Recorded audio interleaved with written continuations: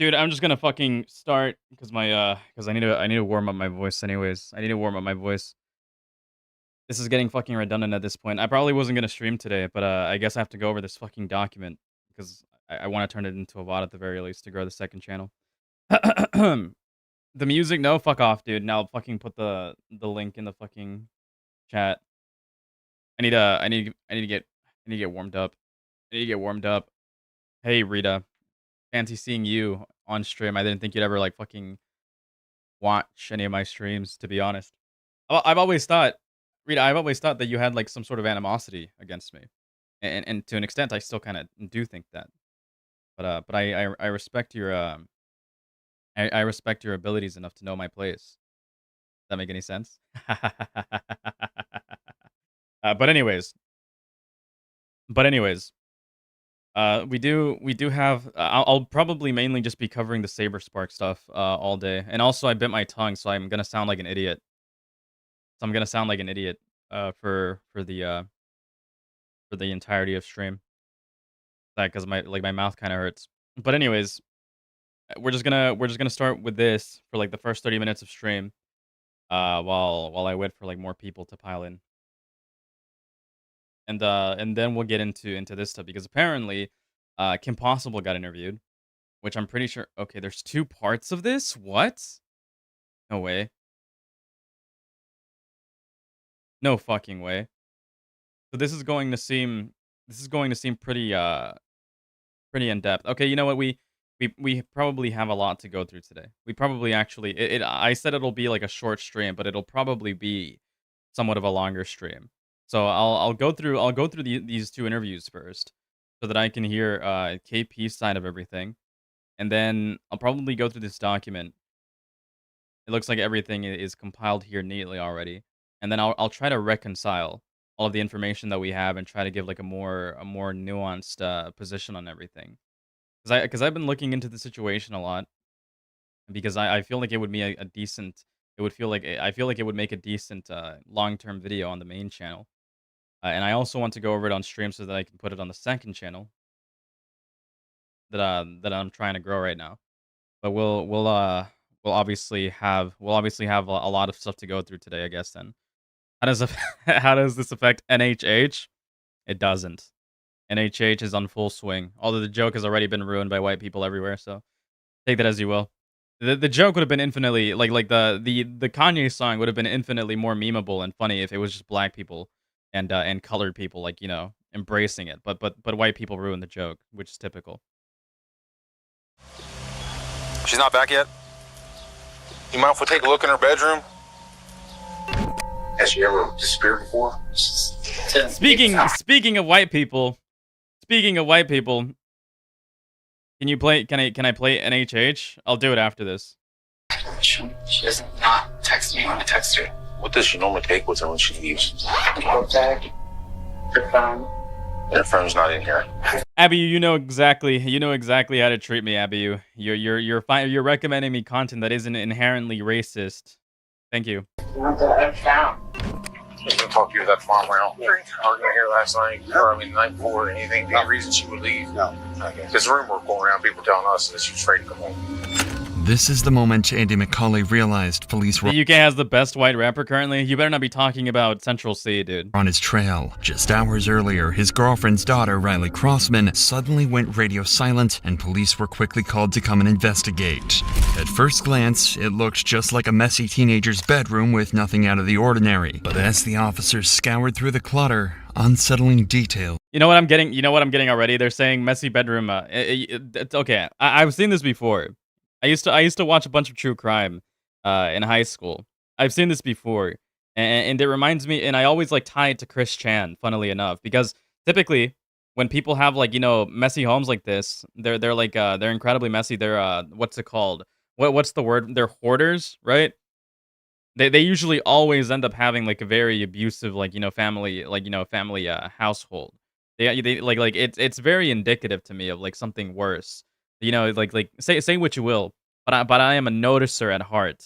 I am a nudicer at heart. Okay, so whenever I see this in cop footage, I can always tell right off the bat that these people are inherently in a broken home. began to emerge. This was her book bag. Debbie said she wore it, but she said the kids already went through everything. I am a pause, Andy. Part of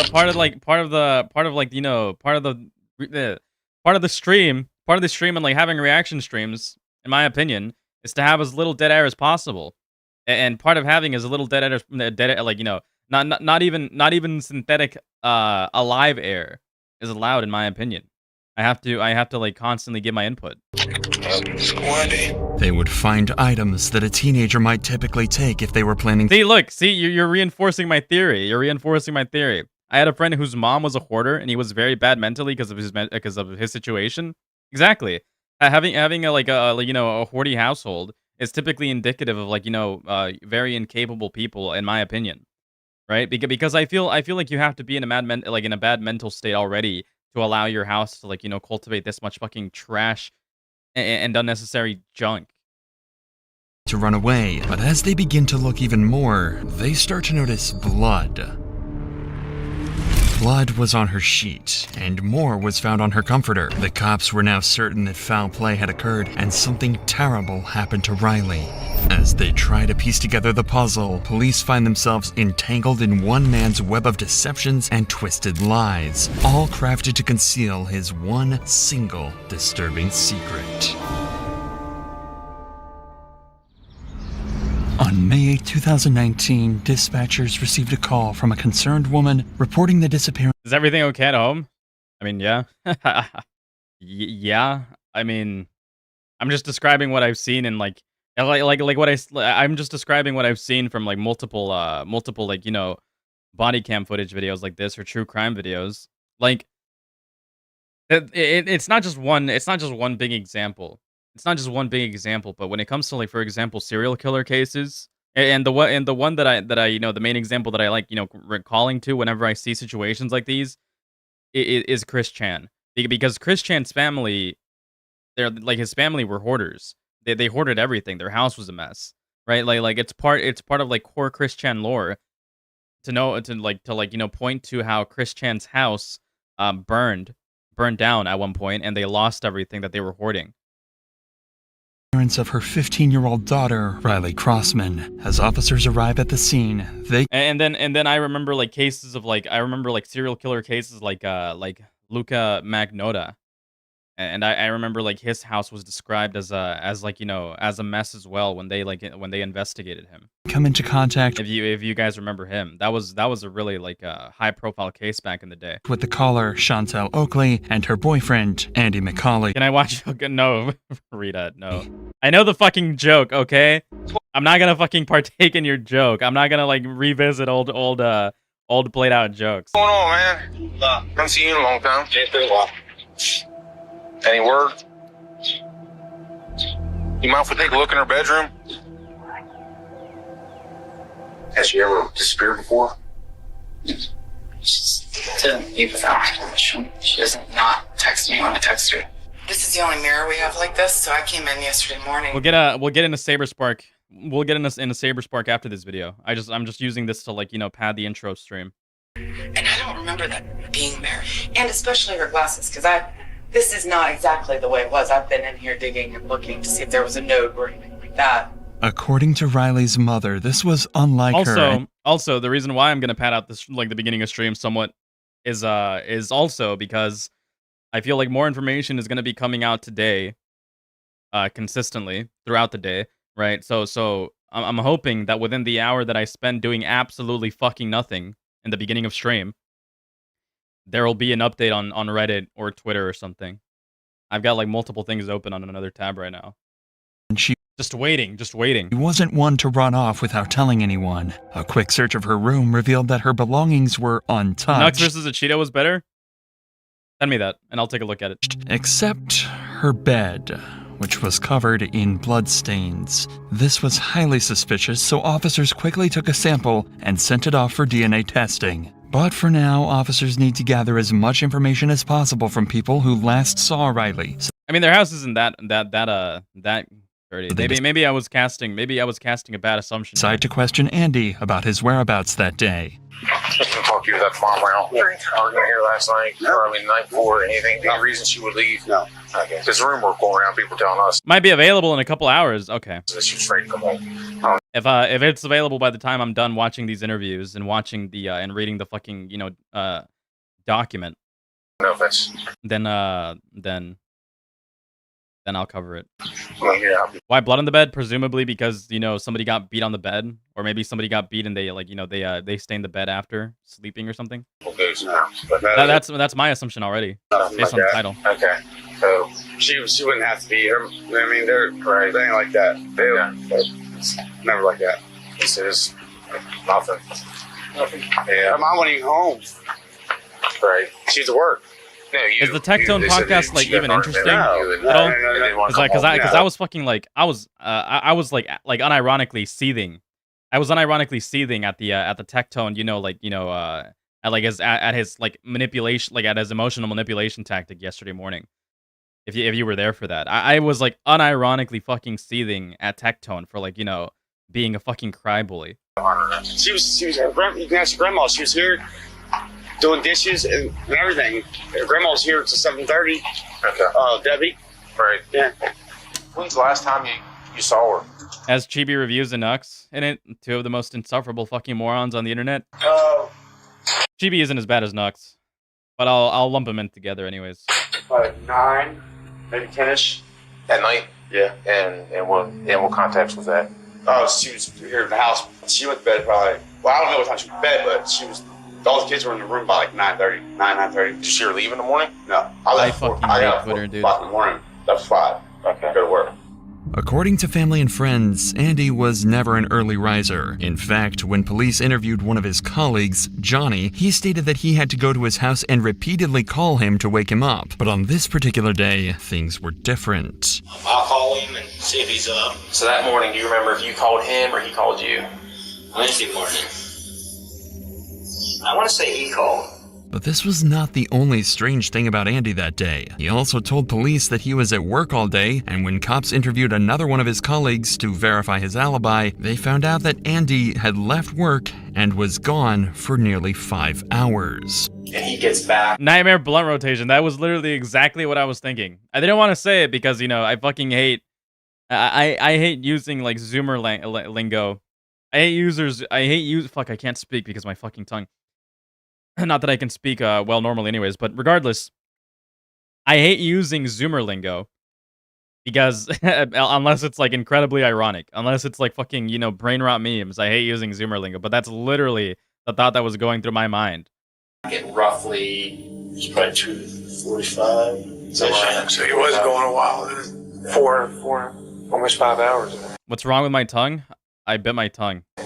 Because I do not smoke. of this, detectives What are my thoughts on Encanto? I have no clue what Encanto is. now know that Andy hasn't been completely honest with them so far, at least about staying at work the full day. This is very clearly a red flag and means that he's trying to hide something from them. But Andy might not be the only one hiding I'm not gonna play Skibidi Toilet. That's a tired meme already. something, as officers would find out when they decide to look into Riley's boyfriend, Hayden. For the last 8 months, the two reportedly FaceTimed every night. So officers believed that if anyone was in contact with Riley the night before, it would be Hayden. And he was soon called in for an interview 2 days after Riley went missing. Can you just tell us when you were last FaceTiming? I was actually talking to her about the DC trip that was going on. And do you know exactly what time? 10:30-ish. On the night of Riley's disappearance, it just so happened that Hayden deleted all his messages with Riley because he did not want his mother seeing them. This is why detectives could tell that Hayden knows something, but because of his mother's defensiveness, he's unable to speak his mind. I told him before not to delete his messages, but he isn't having it, deleting everything. What do you know about her mom's lifestyle? Or what their relationship? I don't really know much about mom. I feel like she just isn't a responsible person. She'll just let her do whatever she wants. They had a dance, and she was wearing this short dress. She let her walk to the school by herself in the No way. short. So is this going to be like I fucking can't speak. Oh my god. You guys are gonna fucking be making fun of me all day today. Is this a possessive dad story? Where like the dad is like highly possessive of her daughter because of because of like psychosexual, bullshit? No way. Is that night Riley had way too much freedom? No fucking way. It is. I can smell it from a mile away what this is gonna end up being. This interview was not too fruitful. It pushed Hayden to come forward with a crucial piece of evidence after. He's gonna implicate it. He's gonna implicate her dad. He's gonna implicate her dad. Watch. Words. A series of disturbing text messages that Riley sent to him the night before she disappeared, saying that Andy was in her room and that she was scared. Immediately, all suspicion was further confirmed around Andy, and officers would later use this information to piece together this dark puzzle. Did Freud ever like make a theory? I need to search it up. Did Freud ever make a theory? Like, no, because the theory, as I understand it from the Salmonella video, is that the children envy their parents depending on what their gender is, right? Did he ever make the theory about the other way around, a reverse Oedipus in the literal sense? Because in this case, it's a male dad and a female daughter. But for now, finding out. Is it actually called the Electra complex? I'm pretty sure Oedipus didn't fucking The Electra complex, a concept in Freudian psychology, describes a girl's unconscious desire for her father and feelings of rivalry toward mother. Well, that's not. Well, it's the reverse here. But I'm pretty sure. That wasn't a Freudian theory. I'm like almost positive. Not Freud. Okay. Actual whereabouts and what really happened during the fight. Oh yeah, speaking of fucking salmonella, like classic fucking YouTube with its fucking garbage recommendations. Rena and I were having an interesting discussion earlier about fucking people being fed bullshit, and then YouTube does this on a completely like untainted, I always have to reiterate, I'm not signed into YouTube. The algorithm is fresh every time because every time I click off this fucking browser. Every time I fucking exit the browser refreshes itself and wipes everything. And so every time that you open YouTube on on an incognito tab, you're going to see fucking bullshit. Classic. Age 19, Freud was tasked with finding the testicles of the eel. How hard could that be, Freud thought. Okay, Sigmund, here's 400 eels. Now just take your time and search carefully. These are all girls! Sir, I highly doubt that. Go get more! Mr. Freud, I really don't. What's a nigga gotta do to get some eel dick? Classic. Fucking classic. What's a Kanye gotta do to get some eel dick? Absolute fucking timeless classic. It will never not be funny. 5 hours that Riley was missing is crucial to the investigation. I say as I dry laugh. And the reason why Andy would be called in for questioning. I just talked to Donnie, right? Saw him leaving. Okay. Would you be surprised if he told me something completely different? Maybe. Do you not remember leaving that job site and going to Red Hill? Oh yeah. Oh, I'm sorry. We did go to. It did. I'm sorry. We did. You're right. Okay. You're right. We did go to and did a shelf. How long were you there at Red Hill? Like the rest of the day. Okay. That's a lie. That's a lie. Well, watch. That's a lie. And if it's not a lie, it was probably like like a bullshit alibi to say he did go somewhere, but he actually ended up abusing his daughter. Watch. These stories are so fucking predictable. People are all the same. All people fall under like a certain archetype, and I promise you that that's going to end up being the case here. He's either lying, right? Because that's what obviously occurs, or it's something that he actually do, that he actually did do, but abuse is heavily tied into it. At that house the entire time, fixing the shelves? No. Okay. Where were you at? I was at the other house. Okay. I went and got some more drugs. If Andy was off doing illegal drugs during those 5 missing hours, then that could possibly explain why he didn't initially tell the cops the truth about where he had been all day. But this also could just be his way of trying to distract the police by bringing their attention to something else. At this point, detectives know that Andy is desperate to give them an alternate alibi, and his drug story could possibly be true. So to cross-check, they would call in Johnny again. Johnny had a history of drug use, and the two would often do cocaine together, so he can easily easily substantiate or discredit. Imagine doing cocaine past 30 years of age. Grow up, dude. Andy's Cocaine is such a Zoomer coded drug. Account. Would you say that there was enough to still do another mind each? Oh, yeah. I'm a Destiny-style mind reader. He knows when women consent. Dude. Couple When will the fucking Destiny comparison stop, dude? lines each. Oh, yeah. There's an alternate timeline. There's an alternate timeline where I become immensely popular and I'm a direct fucking Destiny rival, unironically. Okay. Okay, there is an alternate timeline when that occurs.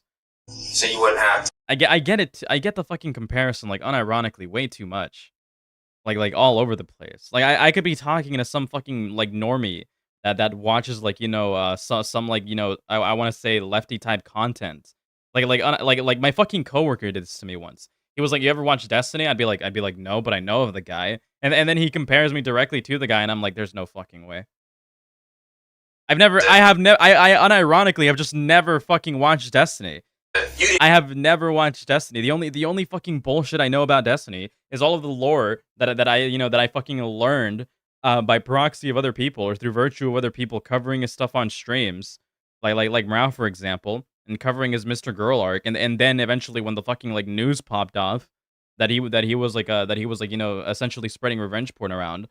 That's like when I started like knowing more about Destiny. My first exposure of Destiny unironically was through Tom. Back then. You didn't need any more coke. No. So now, Andy's story about going to get more drugs isn't adding up. There's no alternate timelines? I'm obviously being fucking facetious, dude. His colleague had already told the cops that they had more than enough cocaine to get them through the rest of the day, so there would be no reason for them to go get more drugs. Realizing that Andy has been lying, the police decide it's time to confront him and get to the bottom of his deception. What's up, buddy? What if I told What's up, you that I Bradley? know you weren't best no-go? You got, dude, I need less people to utilize, I need less people. I need significantly less people and significantly more people I need less people to start utilizing their first names, and I need more people to start utilizing pseudonyms instead of like their actual names. I would rather say like buttfucker 3000 than somebody's real name, because then it gets too personal and it feels weird. You didn't buy drugs off anybody that day. See what I'm getting at? We went from this story to this story, now we're gonna get a third story. This is one of these times you really need to think of what you're telling me. Okay, because you're not being honest. Remember what I told you about being honest and I'm not going to just throw shit at you? I know you weren't there. I know you didn't buy drugs off your cousin, and I know you didn't use them in that parking lot that day. It used to be Whiteboy96, but I know why Google changed my name. They did it to everybody a couple of years ago, or last year, because they started using the new @ system. So if you didn't choose a handle, they'll just default to your Google, like to your, you know, to your real name used on your Google email. So, no. Where did you go when you left? Went to my house to get the drugs. Okay. I already had them in my house. Okay. I already told Chantel. I still want to tell you I had them in my house. So you go back home, you use your drugs, and then you go back to work, and then what? Considering the discrepancies in each version, Castro, I would have never guessed that Castro was your first name. Please don't divulge your personal details like that. I need to make that a rule. I need to make that a fucking rule. Unironically.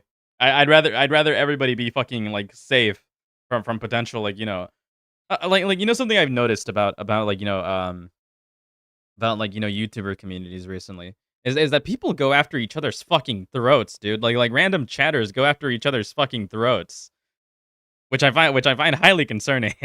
The story he tells officers, there is more than enough reason for officers to not trust Andy like they would express. I'm just telling you the whole part about you. Yes, even coworkers. I could even like fucking I could be like arguing with, like, you know, with a mutual friends as well, right? Who like it's funny.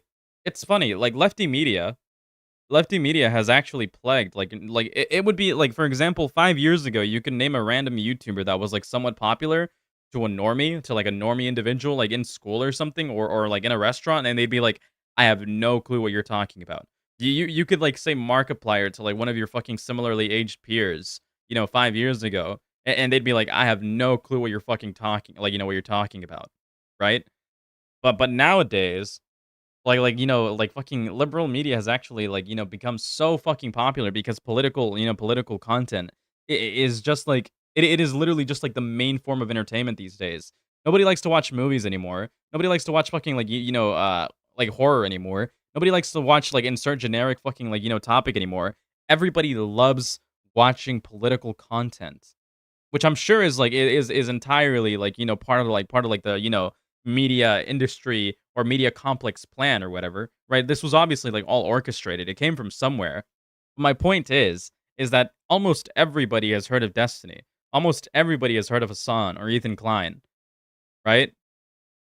And I like I could talk to a complete fucking normie, and I love arguing in real life. By the way, I love arguing because a lot of people in real life are fucking morons, right? So I take a different approach when it comes to like real life interactions. If I like meet a fucking idiot who's like trying to speak about their ass about shit they don't know about, I'll fucking debate them on it, no question.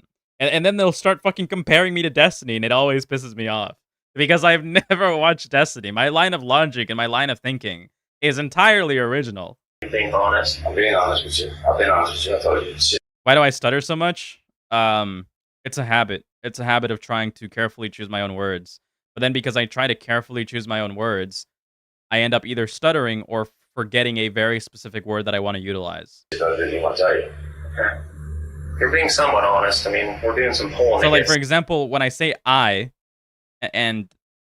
or like just then when I pause in the word and repeat the word twice, it's because I have a very specific word in mind that, ironically enough, also just slips my mind as soon as I think about it, and then I have a hard time trying to recall it. Some information about some drug activity, which to us I don't even give two shits about, but yet we're having trouble pulling that out of you. Because I was worried about the names out there. Okay, and I told you I don't care about that. I didn't say that. You told us about the drug activity, 2 nights ago? Did I arrest you for it? Yeah. The main reason for seeing the Saber Spark stuff reminds me of the Chugga Conroy stuff that came. Whatever happened with the Chugga Conroy stuff, well, it was basically concluded that Chugga Conroy definitely did do something inappropriate, or you could definitely cast a judgment on him, right? It wasn't grooming; it was reckless. I wouldn't be able to call it malicious. However, the allegations that came against him, between this one chick with the shoes and his ex-wife, apparently, or ex-girlfriend, or whoever she was, they definitely came from a bad place, right? The criticisms that came to him in regards to the whole lolly chick, those criticisms were appropriate, right? He shouldn't have been talking to somebody that young at that age, and even I want to say reciprocating the conversation. And if you were to look at the chat logs, there were situations where you could see that he was the one sort of initiating an inappropriate conversation. You could definitely criticize Chugga Conroy for it. Would I call him a pedophile? Would I call him a groomer? No. But the other allegations that came forward were pretty they were definitely done to lead people to think of him in the most negative way possible. Right? The other two allegations were definitely very, very deceptive. And you couldn't call him as like a sexual harasser or predator or groomer based on the details available, at least. That's the explanation for the Chugga Conroy stuff. But now that you draw the comparison, the Saber Spark stuff is quite similar. It is very similar. Except, obviously, there's no evidence to suggest that Saber Spark is a pedophile in any way. Detectives pressuring Andy like this is because a record of his movements is crucial for this investigation. Usually law enforcement can just track a suspect's movements using their phone, but in meta self-analysis, who else does that? Nate, you better not fucking say Destiny, dude. You better not say Destiny. Andy's case, if you say Destiny, I'm ending stream. He had supposedly left it at home the day that Riley went missing. Knowing that the more leniency detectives show to Andy, the bolder he would become in giving shady alibis, detectives decide to ramp up the intensity of the conversation, even more to make Andy nervous and slip up about his real whereabouts. The further deep along dive this later on Chugga Conroy? No, I already made a video on it. I basically concluded that in terms of the lolly stuff, he was kind of it's definitely murky. In terms of the other two people, what the fuck were their names? I had the name at the tip of my tongue. In terms of his ex-wife or ex-girlfriend, whichever way you want to like refer it as, and in terms of like the shoe chick, right?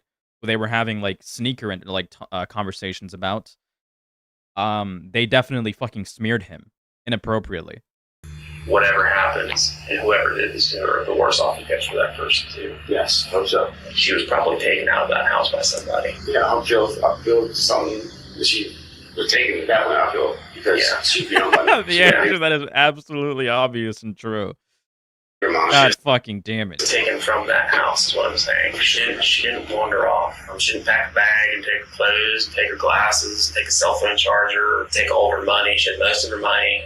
Someone's going to go. Her money was still in the book bag. Yeah. Yeah. So like I said, if someone's going to run away or do something, they're going to make a little bit better effort, even for a 15-year-old. I agree.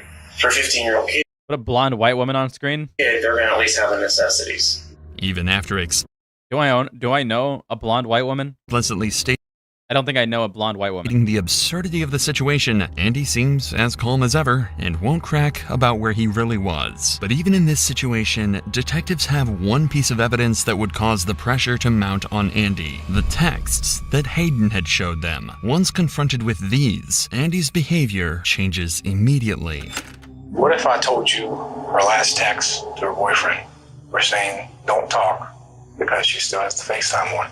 Andy's in here. Did I ever cover Just a Robot? No, I wasn't streaming around that time. I am still somewhat relatively new to streaming. I've only been streaming for like, what, a month and a half? I'm afraid. That's what it said. What if I told you that? Honestly, that's crazy. Has anybody seen you in a room with Destiny? Are you suggesting that I am Destiny cosplaying as a fucking small YouTube shitter? I can put my hand on the Bible and tell you I saw those texts today. Well, I like to see him because I knew probably he scared of me. I know she was. Not only that, she said you were in here and she was in her bedroom because the FaceTime was still on. I was never in her room. That's not what she's saying. I don't go in her room. Andy, I'm not lying to you. I was not in her room, for one. And for two, Did he rape? the kid's not Did he rape? scared of her. There's no reason for her to be scared of me. I've been there in her life for a year and a half. Taking care of her, giving her these needs. What we're saying, like, I get that, and I hear you, but what we're saying is that's what she's saying. So obviously to her, she's afraid of something. The walls. Well, you know are what? I closing probably. Nah, never mind. in on Andy quickly, and he's no longer able to keep up with his lies. He can't think of any possible reason why Riley would be afraid of him, or any explanation for why she would have sent her boyfriend those texts. There's no way. There's no way you can ask your mother. Her mother will tell you that it's not true. There's no I'm way. telling you, I read that with my own eyes today. I don't know. I know. So you see where that puts us. Yeah, I understand, but the kid's not scared of me. I don't understand how you guys can say that. Despite the damning physical evidence, Ever see the small streamer Cheeto? He recently got a pension for day drinking on stream. It's sad, honestly. I already covered that. Andy Late, pal. You should tune into every stream. continues to insist that there was no reason that Riley would have been afraid of him. I Perhaps already covered his crash out. You want? I'm usually like very early to the news. he thinks that if Usually very early to the news.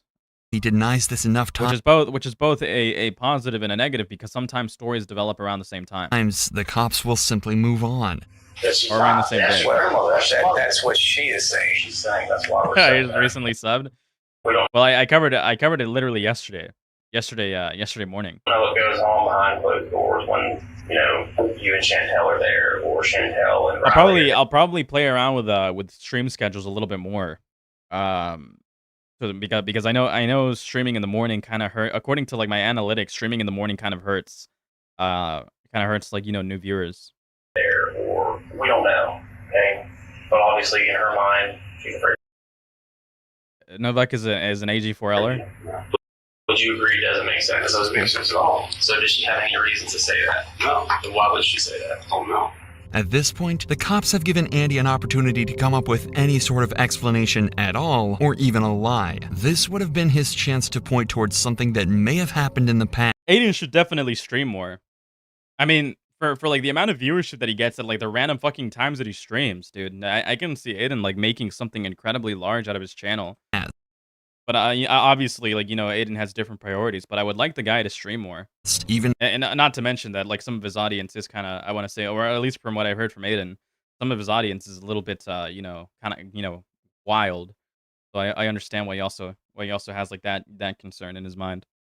You're telling us we know, yeah. As simple as a disagreement between the two of them, as a possible reason Riley would have written these things. But Andy, Unless it is scandal you yourself ask questions about and ask for information. At that point, you cover half the story and wait a week. That's true. is not taking the bait. Has she been hateful toward you? Aiden does have some wild audiences. Does she hate you? No, she don't hate me. And I'm not insulting his audience at all. Aiden himself has said that his own audience is kind of scary to him. I'm just pointing out what he says. So, like, I understand why he doesn't stream as consistently as he'd like to. She loves me. That's what I'm asking you. I don't know that. Does she argue with you? No, ever. We have never cuss at you, curse you out, nothing. Never, nothing. In a year and a half, nothing. Okay, so it sounds like to me she does love you so heartedly. Yes. Okay, so why would she say that? I don't know. In a year and a half, we have not had one conflict. Okay. Me and the boy, yeah, we have.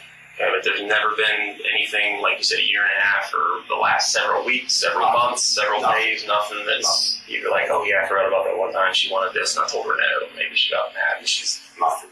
With all else failing, Andy would attempt to try and convince the cops that he shares the same. Tunnel vision is always going to be a problem with everybody, dude. I can't get too upset at Aiden whenever he makes points or arguments because tunnel vision is going to be literally a problem that everybody will run into.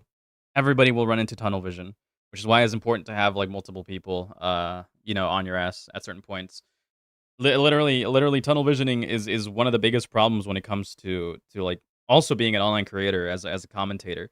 Because if you're making commentary videos, for example, if you're doing like live coverage, sometimes you will focus in on a certain point that you can't really like shake out of your head, and it will lead you to like certain conclusions where you could definitely like rationalize things better if you were just open to everything. But unfortunately, everybody falls victim to tunnel vision.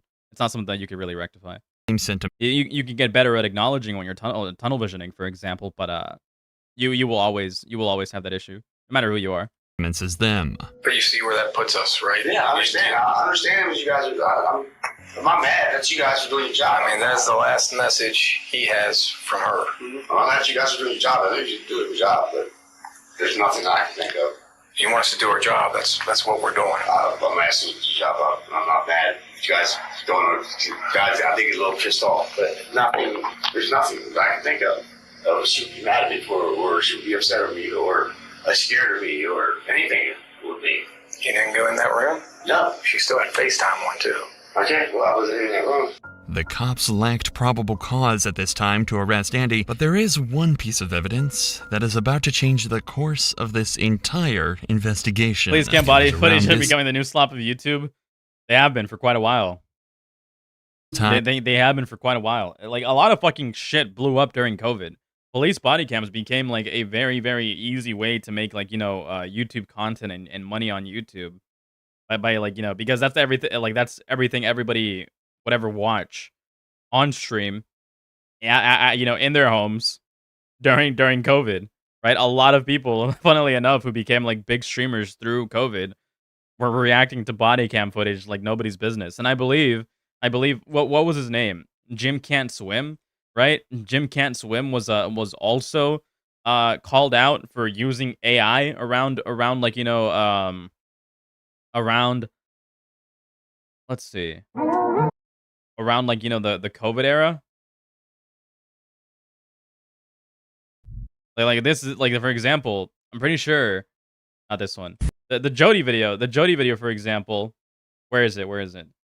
The Jody video, and the why'd you do it, right? The why'd you do it video.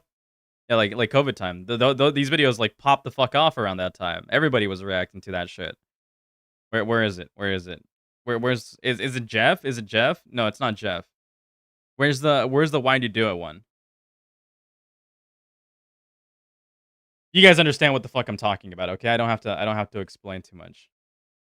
And that the lab results on that blood sample would finally return, and it would be an exact match to Andy's DNA. But that's not all. They also learned that the blood they tested was also mixed with saliva. This made the cops suspect that Riley's face may have been forced into the pillow in an attempt to keep her from screaming. This is an important development, but they still haven't located Riley, and they need to find more information about where Andy was during those 5 missing hours. Luckily, thoughts on the U.S. Army? I mean, in what regards? Like my opinions on like, you know, the military industrial complex, as people like to say, which I am saying somewhat facetiously, or thoughts on like soldiers. I respect soldiers. I obviously, you know, don't respect like you know, the monetary incentive of war, you know, but find anybody who does, right? So, I like soldiers. I don't really like you know, the monetary incentive to like, you know, cause wars. all of that can be answered Thoughts on the Viet Cong? Don't know. No. in the CCTV footage that captured all of Andy's movements. There were cameras attached to a nearby high school that captured Andy McCauley leaving his work site. That was the starting point of the investigation for the cops. They knew the direction of his travel, including the facts that he was on Route 9. An eyewitness who knew what Andy's vehicle looked like was able to confirm that she saw his truck backed up. I love the monetary value of war. Who doesn't? Everybody loves the monetary value of war. But do you like the incentives? Do you like the incentives? Is the difference?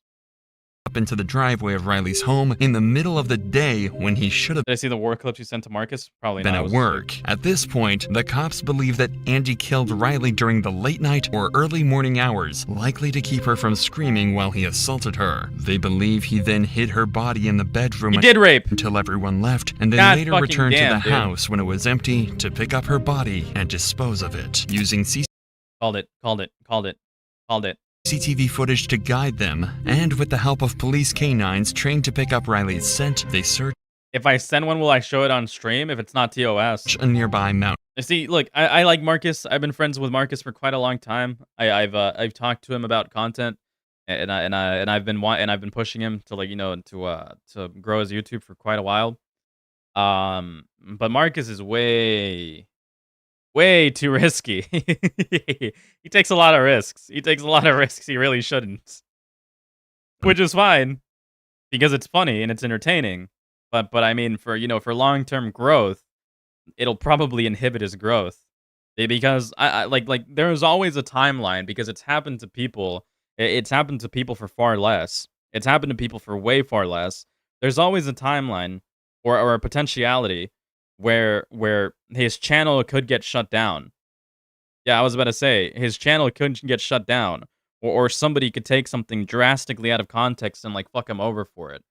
Which you know, like, you know, credits to him for not being optics cucked like that, right? Because it also inhibits creativity and it really like limits like, you know, limits the about like, you know, the amount of like shit that you can like, you know, laugh at it and be entertained by. But people have been fucking, you know, killed for less. People have been called out and like, you know, publicly raped for less. In this area, it is there that they tragically find. I like Marcus as a streamer. I like his content and keep in mind, I've known Marcus for a long time. I think he's a perfectly fine guy, right? Despite his humor, he's obviously not a fucking racist. He's obviously like not evil or malicious in any way, shape, or form. But like, you know, he treads into very, very dangerous waters sometimes. Riley's decomposing body left in a secluded area. Well, this is the outcome that nobody He said he would do it. He said he would do it 10 out. Yeah. wanted. Marcus is fucking hilarious, but god fucking damn. It marks the turning point in the case. Near where Riley's body is found. And Marcus is just some guy, okay? To be clear, Marcus is just some guy. He's if you know your bro from high school just became a semi you know I was about to say semi-successful, but semi-successful in YouTube implies like, you know, hundred thousands of, you know, subscribers, or like, you know, a couple of tens of thousands of subscribers and like consistent viewers, which he does get consistent viewers. You know what? I'll just use the description, but you guys know what I mean. You know, like Marcus is just like that dude, bro, who became like a semi-successful streamer. There are which adds to the charm. several unique-looking Like to be clear, I'm not speaking negatively on Marcus. I think he's fine, and I've been there since the very beginning, when he first started streaming. It's just that he gets a little bit carried away with it sometimes. Screws discovered. These are the same screws that were located when the cops had searched Andy's vehicle the day previously. This is even further evidence that solidified the case against him, and 8 days after the discovery of Riley's body, Andy is arrested and charged with her murder. He pleaded. And also, I would love to see Marcus grow. I would love to see Marcus, like, average anywhere between, like, anywhere between like 100, 200 views per stream someday, right? I would love for that to be the case. But that comes with a lot of fucking risks.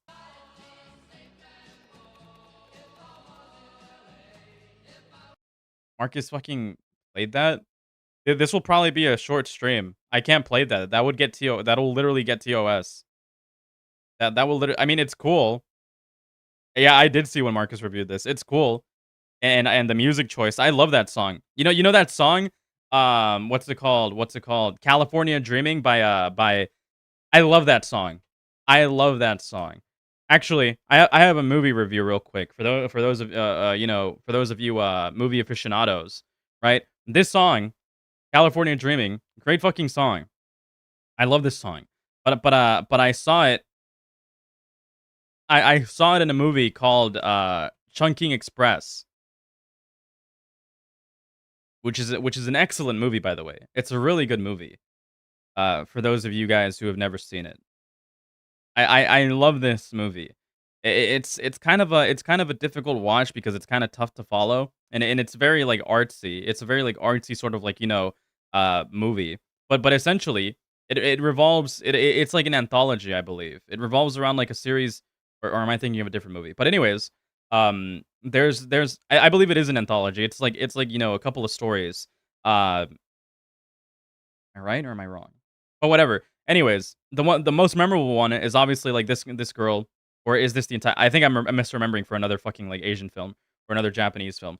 But anyways, this girl and this like security guard, they meet at what is essentially like a bodega sort of establishment, right? Like where this guy buys food.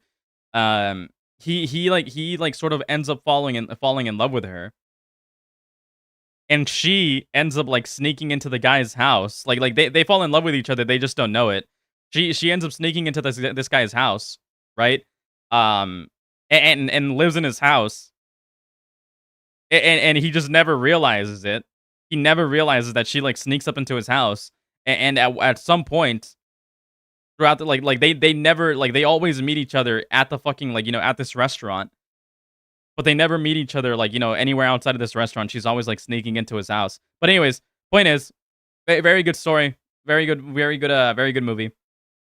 That's where I initially heard that song at, the one that you have in your video, Dust Bunny. Very good song too. Good song choice. Not guilty. In the trial. And also, the actress for this movie, would absolutely 1000%. 1000. I would give everything in my life for this type of woman. That's a joke, by the way. Partially. Well, Andy's defense argued that the prosecution failed to provide a clear motive or definitive cause of death, as the exact cause could not be determined due to the body's decomposition. Despite this, the jury found. I believe that the footage.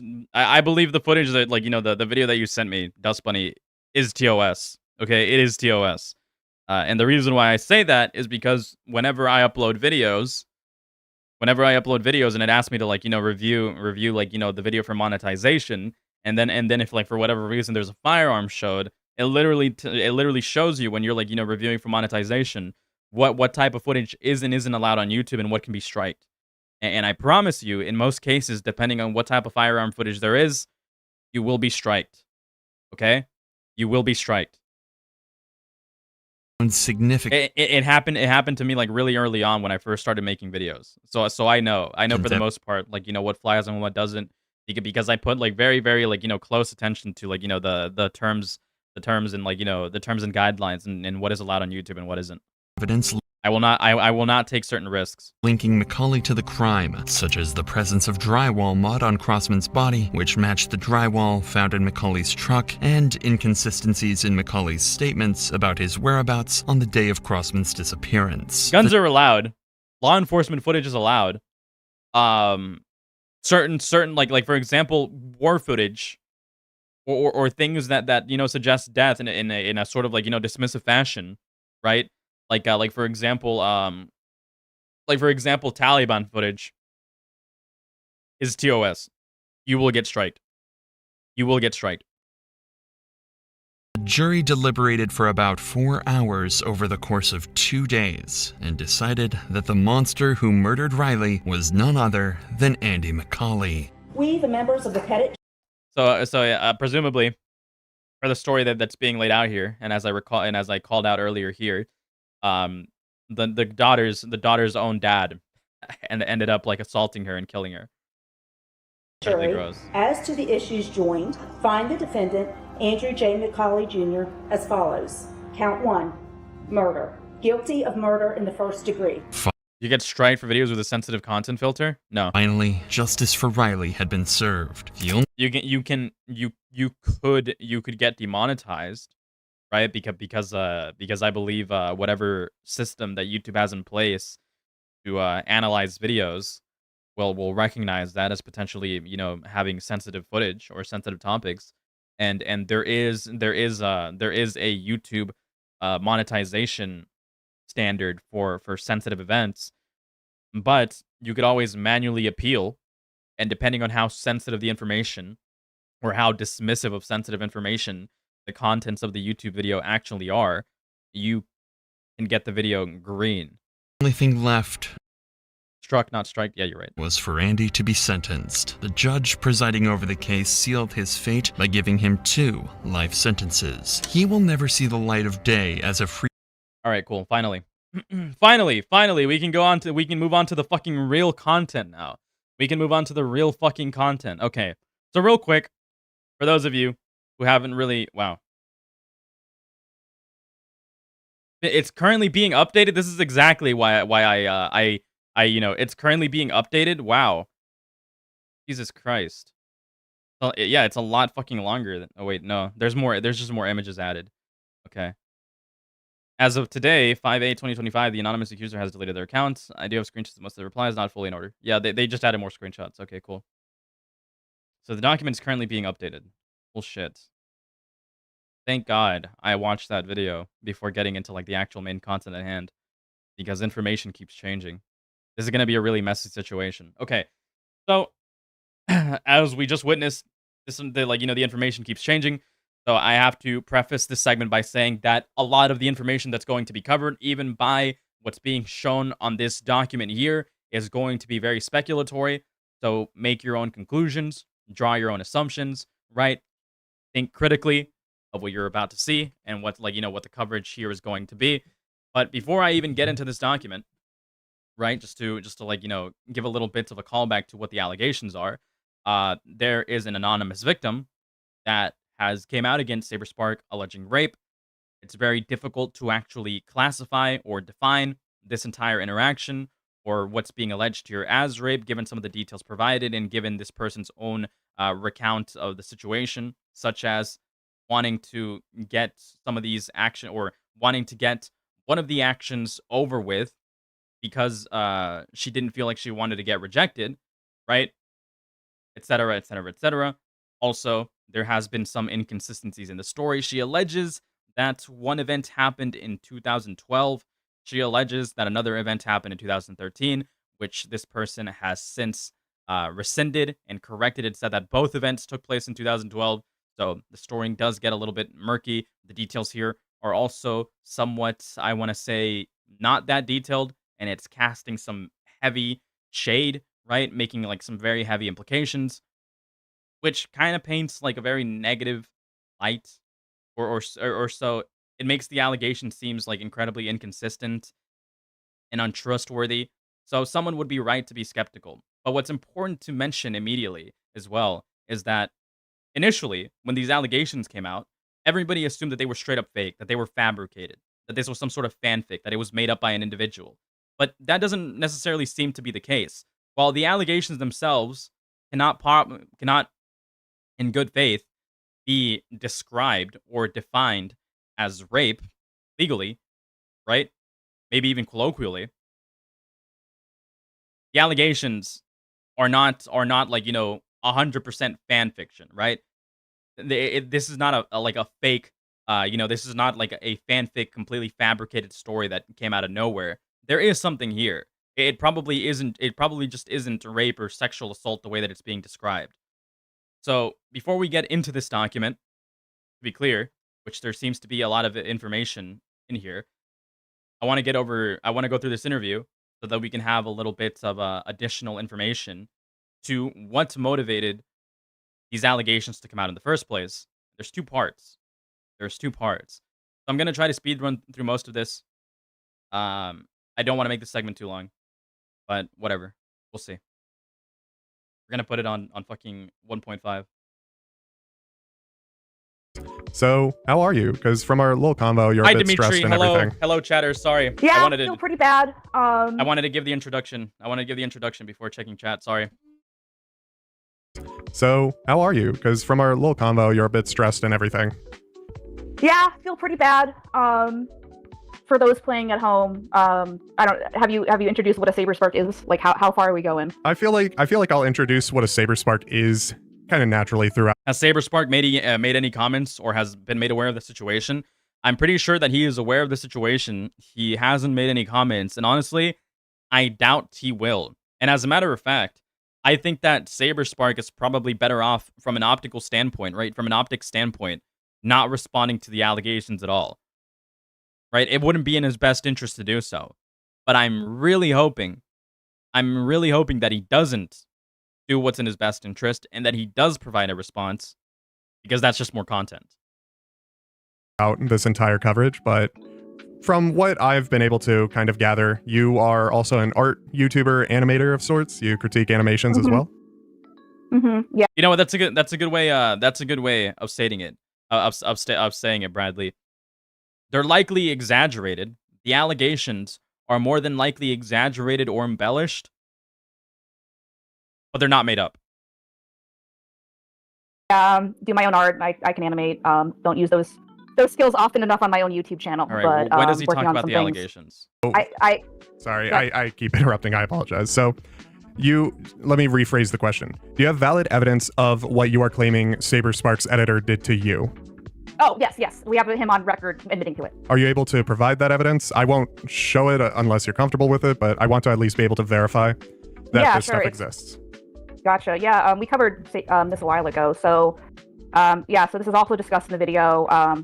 So in regards to the editor stuff, which I probably won't include in the VOD, but they're referring to another situation that between Compossible and some editing work, but you know, just to give a little bit of context, we did a safety report on Chris because we also found instances of Chris being unsavory around children, so that was a big no-no. So like, yeah, Saber Spark and I believe DA Games share this editor known as Chris, who happens to be known as Black Griffin.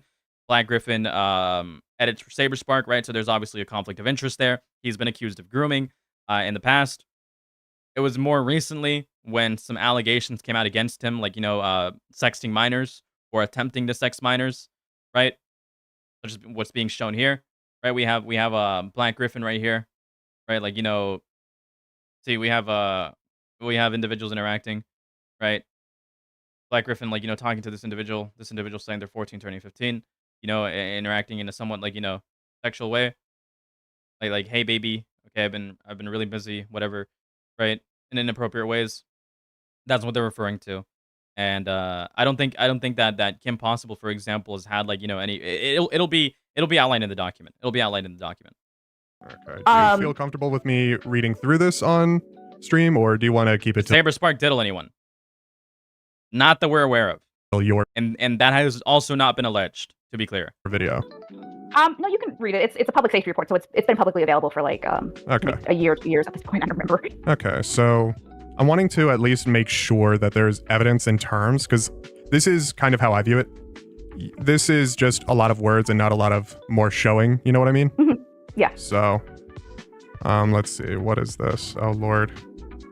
So it's it's a report of the incident, and then it has a recording of him admitting to it. I also have screenshots of him admitting to it. That was video. The Chris Everfree 2015 bathroom event video. Mm-hmm. That's his admission.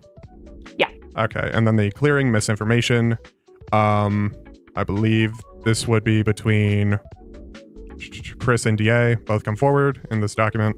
Yeah, Saber, we don't really have a status at this time, except so I can only I don't think so. But yeah. The only thing I'm able to access is the clearing misinfo, but not the additional Google document. So, so already, I'll verify. Already, what I'm gathering from this, right, based on the information that's being presented, and the involvement of KP between, like, you know, DA Games, Chris, aka Black Griffin, and Saber Spark, is that it seems like the likelihood of Saber Spark's allegations being, like, you know, attached to this, like, building case, or should I say this building story, seems to have been deliberate. All this stuff outside of this, just so I'm able to at least look through before I even say any of it is true or not. I mean, the story keeps growing. This story does keep growing. There's, like, so many eyes on it now. It is such a giant story right now. For pure So Saber Spark would probably be forced to respond eventually. objectivity.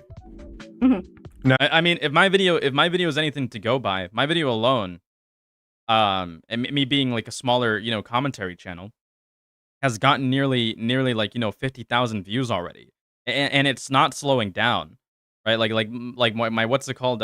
My Saber Spark video is not slowing down in viewership, which wasn't intended, by the way. I thought that you know, I don't really typically make videos with the intention of them, like, you know, getting a fuck ton of views. But it is surprising to me that this story has gotten as much traction as it has. In the last, like, for example, 20 hours, I got like 6,000 views. If I'm reading the graph right. No, 48 hours. To views. kind of circle back to the current situation involving Saber Spark and the video that you deleted. So whenever he's getting spammed in his comment, more than likely. What evidence did you receive from the alleged victim that was able to verify the claims? There we go. This is what's important here. What evidence did KP receive for the allegations that were published towards the end of this expose against Black Griffin and DA Games? Because if it was just attached towards the end of this video, right, in an attempt to also, like, involve Saber Spark and what is obviously a very motivated story with some people that you could definitely argue are malicious actors, then it makes it seem as if these allegations came from a place of just, you know, smearing somebody who's attached to that story, rather than it actually being legitimate allegations. So if she just published these claims without any evidence, then not only is that already incredibly dangerous for the story, and it hurts the credibility of the story, but it will just lead significantly more people to assume that there's nothing here, that there's that there's absolutely something to be skeptical of, and again, these are just potential thoughts that people might have, right? This is not a definitive claim of anything. It'll lead people to believe that these allegations came from a place of just wanting to smear somebody and ruin somebody's career, rather than an actual victim story.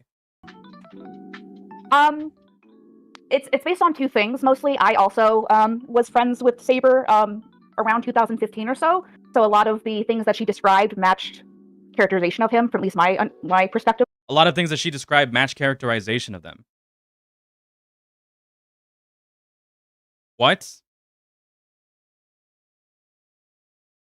That's like saying that somebody who is, like, prolifically mean, who is known for being a fucking asshole, when they're randomly accused of murder, just because murder is a mean thing to do, in air quotes, to be clear, in air quotes, like, that's just like saying that murder is sounds like the thing somebody who's mean would do.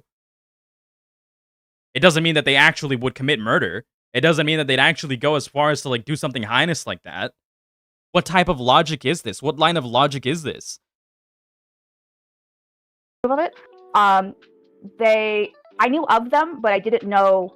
I didn't really have any kind of relationship with them. And okay, you know what? This is actually really important. This is actually incredibly important to another tweet that I saw yesterday, to some other information that I saw yesterday. Okay, let me find it real quick, because now we're piecing together dots. Now we're piecing together. Okay, the fuck, dude, this stream might be a little bit longer than I initially anticipated. Give me one moment. Let me find this tweet.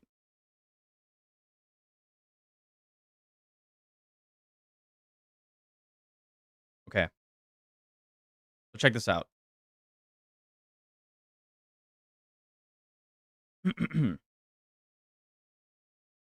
All right, let me go back 10 seconds so you guys can hear. Characterization of him, from at least my perspective of it. I knew of them, but I didn't know. I didn't really have any kind of relationship with them. I knew of them. So that means that even prior to this story coming out, even prior to these allegations or this testimony being given, KP knew of them. So that means that this person would have had some sort of repertoire or some sort of notoriety within this sort of circle that these people are a part of, right? Which sort of aligns with this somewhat vindictive sounding open letter to KP, right? This sort of open letter should also be taken with a grain of salt because Casey might have their own conflicts of interest as well, or they might just be incredibly vindictive. But there is some alignment here. There is some alignment here about your anonymous victim. Victim, my ass. Of course I know who it is. I used to be friends with her too. There's a reason that's past tense. That girl has victims. A lot of them, actually. You simply didn't do the work to have journalistic integrity. You are supposed to vet sources and confirm stories. A simple Google search of her name, drama, could have told you all the crap the chick has done that is public knowledge, and that perhaps she is not a person to stake your reputation on. See what I mean? So that means that KP would have definitely known that this individual was somewhat prolific in the past because she knew of them. So this here, in my mind, and again, this is speculatory. This is incredibly speculatory. Take what I'm saying with a grain of salt. This sort of connects, right? It's corroborated. However, you also know a list of people who could have told you the stuff she has done that is not widely known or public information. Again, KP knew of her, according to the claims from that interview, including the man you allegedly have in common, who could I don't know who that specifically is, but it'll probably come to pass, or it'll probably be expanded upon later. In your defense, a lot of people have put you on an information diet, and while you may have tried to research, folks in your personal life already find you untrustworthy and maybe told you jack squat. Means a lot. And when I talk, so the video was mostly complete at this point. And then I was talking about it in my fan server, and Bonk, who runs the Brony Twitter, mentioned that he had someone additional who wanted to come forward about Saber. And so he got Amy to contact me. This is Amy New, who's tweeting about the victim. Yeah, I reached out to her. Yeah, I reached Yeah. out to her on Blue Sky. I have not received any response, and that's completely fine. Interesting. I'm still stuck on how her first place of evidence was that it sounded like him. Because that's how these people operate. They have brainworms. They unironically have brainworms. Like, fuck, dude. On my main channel, the comments on my main video that I made,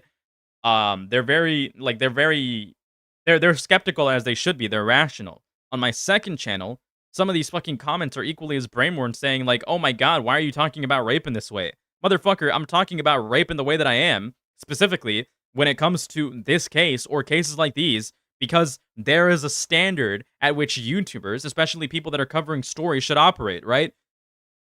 I hate to be dismissive of rape allegations. I hate to talk about them the way that I do and refer to rape in a specific way that I do. But the reason why I do is because that's sort of how like the internet has led to, right? That's sort of like you have to like treat these things. You have to treat these things with very high skepticism, and you have to like be charitable to the opposing party, because by the standards that some of these morons set, just about anything can be called rape based on the standards that these people operate by. These fucking morons like KP would call like a fucking woman getting drunk at the club with the intentions of having sex while drunk rape if they had sex with a sober man. It's my second channel. Hold on.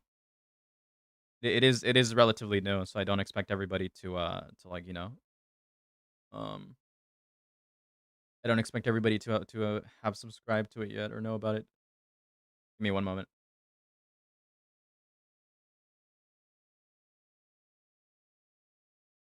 What the fuck, dude? Hold on. A fucking short got stuck playing in the background of my browser, so I had to fucking close it out.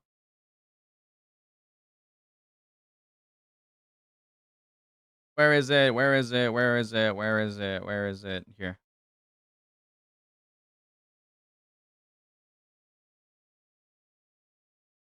There you go. But anyways, yeah, the reason why these people like, you know, think in that process is because it sounds like him. I already went through the monologue. I don't have to go through the monologue again. Hey, Astro. Yeah, but she's known the victim for a long time. I have not. So Wait, who's known the victim for a long time? Yeah, I reached out to her on Blue Sky. I have not received any response. About Saber, and so he got Amy to contact me. This is Amy New who's tweeting about the victim. Yeah, I right reached now, out to her. Yeah, I reached out to her on Blue Sky. Who's Amy? Who's Amy? I have not received any response. Oh, never mind. I know who Amy is. Completely fine. Amy is that individual who made, and I have an archive of this. Hold on, give me one moment.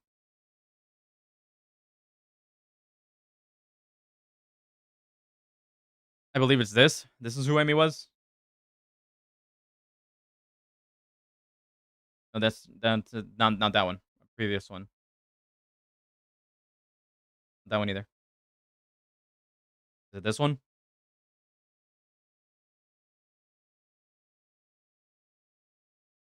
There we go. Amy.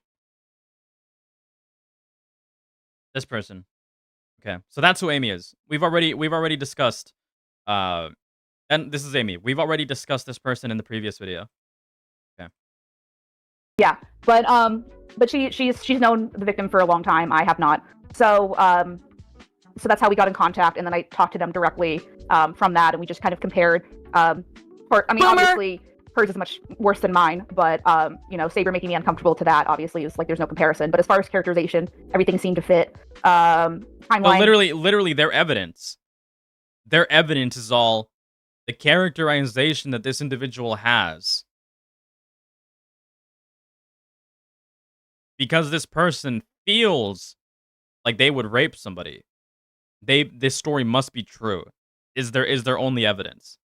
Like, literally, the reason why these motherfuckers, literally, the reason why these idiots push this story is because they felt like it's because they felt like he would be the type to do this. That's literally their evidence. That's the reason why they platform these allegations.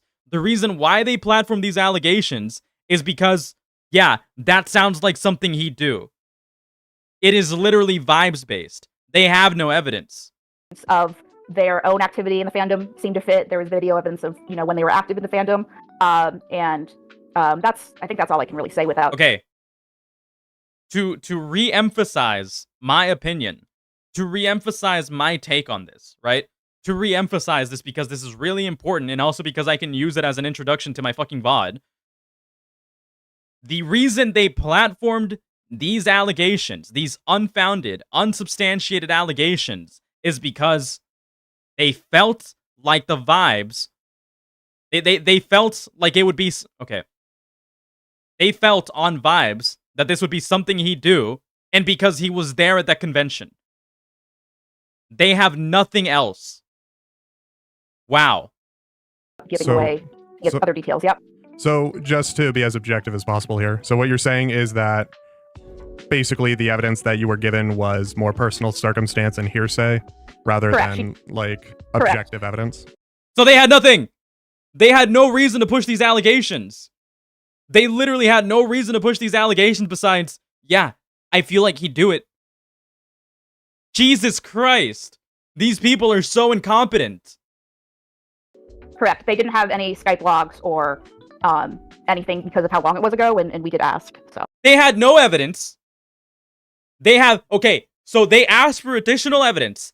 They got no evidence. This person couldn't even access evidence. And they pushed the allegations anyways because, yeah, that sounds like something he'd do. Yeah, I feel like he'd do that. Yeah, he was there. What the fuck are these people on? Okay. So, at that point, when it comes to this, in our conversation, you mentioned there was a, let me at least scroll up, the victim and less on the shitty victim. So what did you mean by that? Let me find where you're quoting. Yeah, so, yeah, I understand what you're asking. So, the video is... Yeah, we feel like he'd do something like this, and he was there, so he must be guilty. You know, I was blindsided by it, so I'm just kind of processing it. But, These people do not understand what due process is. These people do not understand what, like, fucking, you know, body of crime is. Right? Just because somebody was at the scene of the crime, and they have blood on their hands, doesn't mean that they fucking stabbed a guy. For all you know, he probably got blood on his hands because he was trying to fucking save the guy, you know, trying to save the guy's life. Right? That's why it's important to gather information and evidence to secure a verdict. To make absolutely sure that this individual is responsible for what you're accusing him of. For those who are unfamiliar with my content, we put a lot of memes in between to help the flow and the comedy of the videos, so we were just kind of doing that automatically with this video. No! When you hype up a video like that, right, with the express purpose of fucking take a shot at somebody's career to take them down, as you mentioned in your community post, can't wait to fucking expose a pedophile tomorrow, right? For all of you who remember that, you are already framing this as a shot at somebody's reputation. So when the majority of your video isn't filled with concrete evidence and you're just posting memes throughout your video, of course people are going to be skeptical of literally everything that you're saying. You're botching the believability of your stories. Not just that, but you're admitting that you don't have any evidence and you never had any evidence. You're going purely off of vibes and hearsay. These people are fucking unhinged. Video, didn't realize it was tone deaf until after it was uploaded and people... Didn't realize it was tone deaf until after the video was uploaded? What? Dude, this is exactly... Look. People like this, right? People like this are exactly the reason as to why I became a YouTuber. Because whenever situations like these happen, right? There's always going to be a decent percentage, a decent chunk of individuals that are going to hear something in passing and be like, oh my god, the Saber Spark allegations. I heard about that. I watched a YouTube video covering that not too long ago, right? They won't realize that the information at hand is uncritical and unsubstantiated, and then they'll continue to repeat those allegations as if they're true. Right? A couple of months from now, you're going to see this effect. Some people are going to start talking about SaberSpark in some comment section somewhere, and then some other person is going to be like, isn't that guy like a pedophile or something?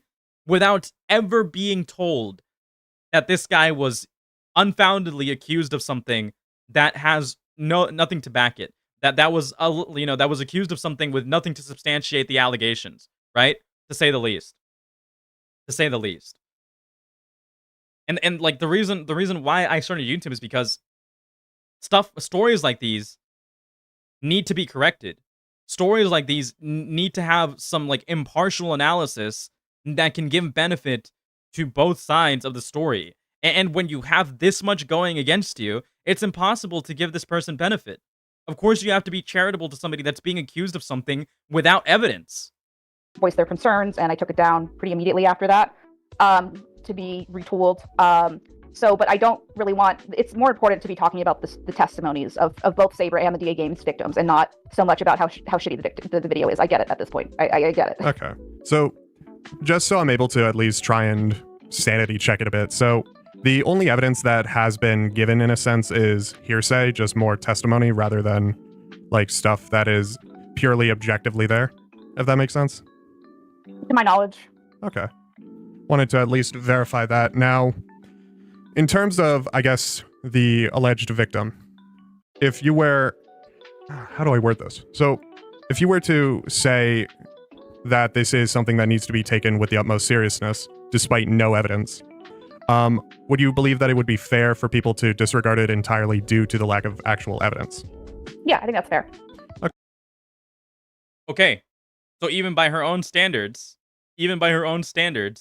she's pushing allegations that she believes is entirely fair play to not take seriously at all. So if you understand that it's completely fair for people to not take your allegations seriously at all, then why bring forward the allegations in the first place? Okay. I wanted to at least ask. This is actually unhinged. That, given the fact that these are serious allegations that can get Saber killed, because people are crazy, and I'd rather not have someone get killed over an allegation that has not been proven beyond a shadow of a doubt. Okay, so based on this information, her motivations almost like I'm gonna be charitable here. I'm gonna be charitable here. But based on everything that we've gathered in the past, 5 minutes alone, everything points like this was supposed to be a reputational hit, right? Everything points to the motivation of KP being that. Everything points to KP's motivation being a kill shot at this guy's reputation, rather than an actual presentation of evidence and an actual attempt to seek justice for a victim. That's what all of the signs are pointing to. That's what all of these signs are pointing to. Yeah, that's fair. So, on top of that, you say that you know the victim, or at least know the victim well enough to speak out for them. What do you mean by that? I guess we had conversations. They approved of the video. For the record, they did watch the whole video before it was uploaded, and they approved it. Multiple people did, so that's why I was like, oh well, the victim's fine with it. I don't see what the problem is, guys, because I'm dumb. No. All of these people are probably on the same mental wavelength as you. They're going to think it sounds about right, so he must have done it. Believe all victims, even though there's no evidence to substantiate the claims. So of course you're going to these people, you need proper people to vet you. You need proper people to vet you. You can't just rely on like-minded individuals that are going to do a half-assed job and equally want to smear somebody the same way you want to smear somebody. I'm being a little bit uncharitable here, right? These people are more than likely not more competent than you.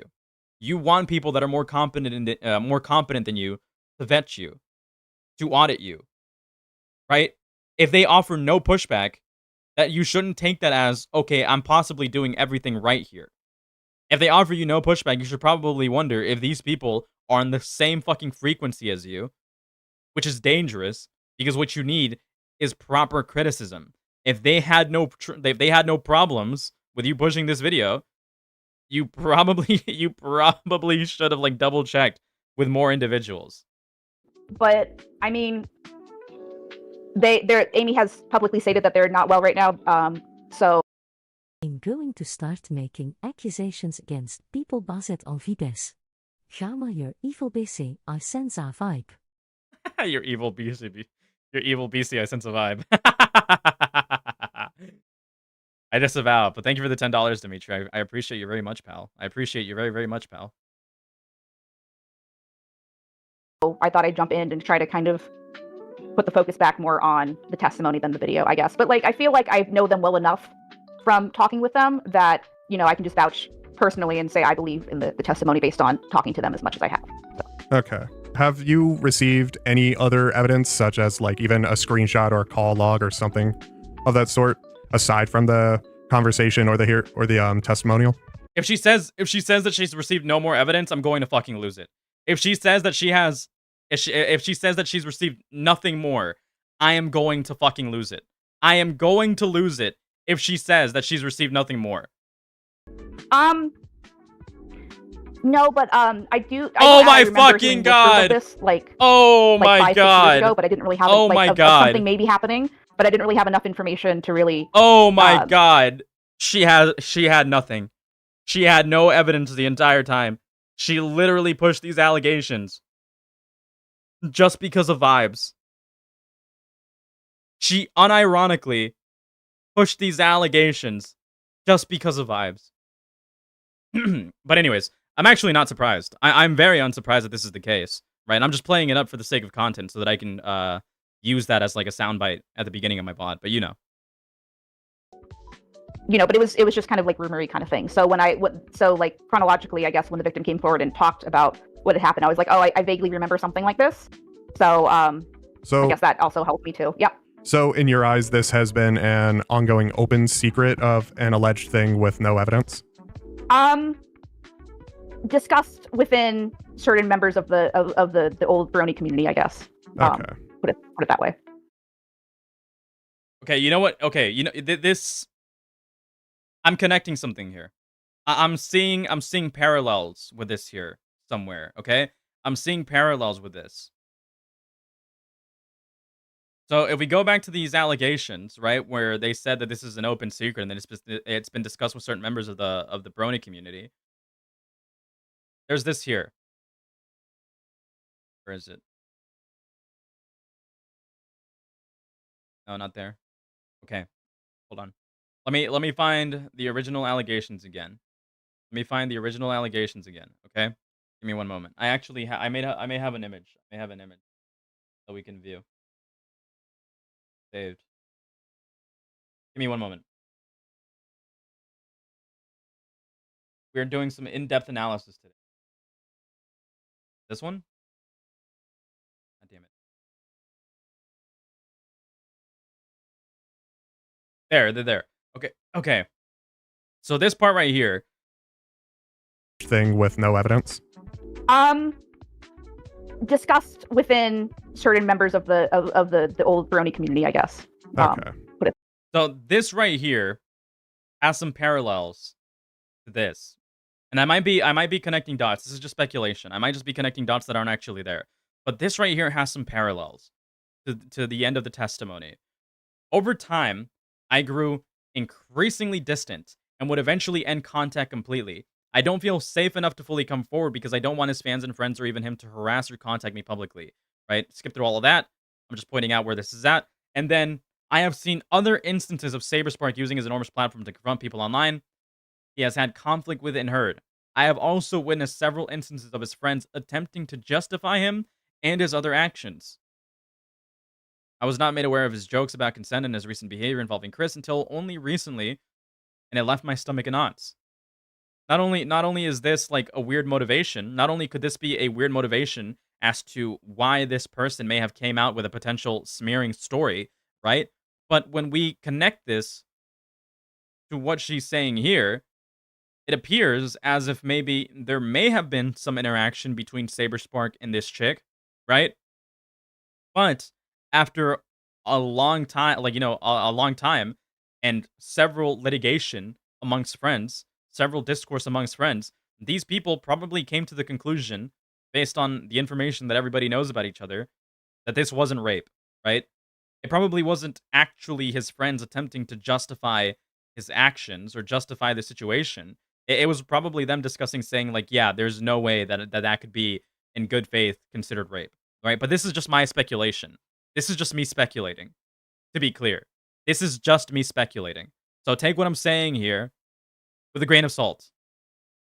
Put it that way. So if people were to dig a little bit deeper, would there be anything that could prove these, or is it just, again, the whole thing of it's all hearsay? There might be footage of them at the conventions that they mentioned, or the conventions themselves weren't mentioned themselves. But by the way, the victim corroborated that there might be footage, that there might be pictures of them at the convention.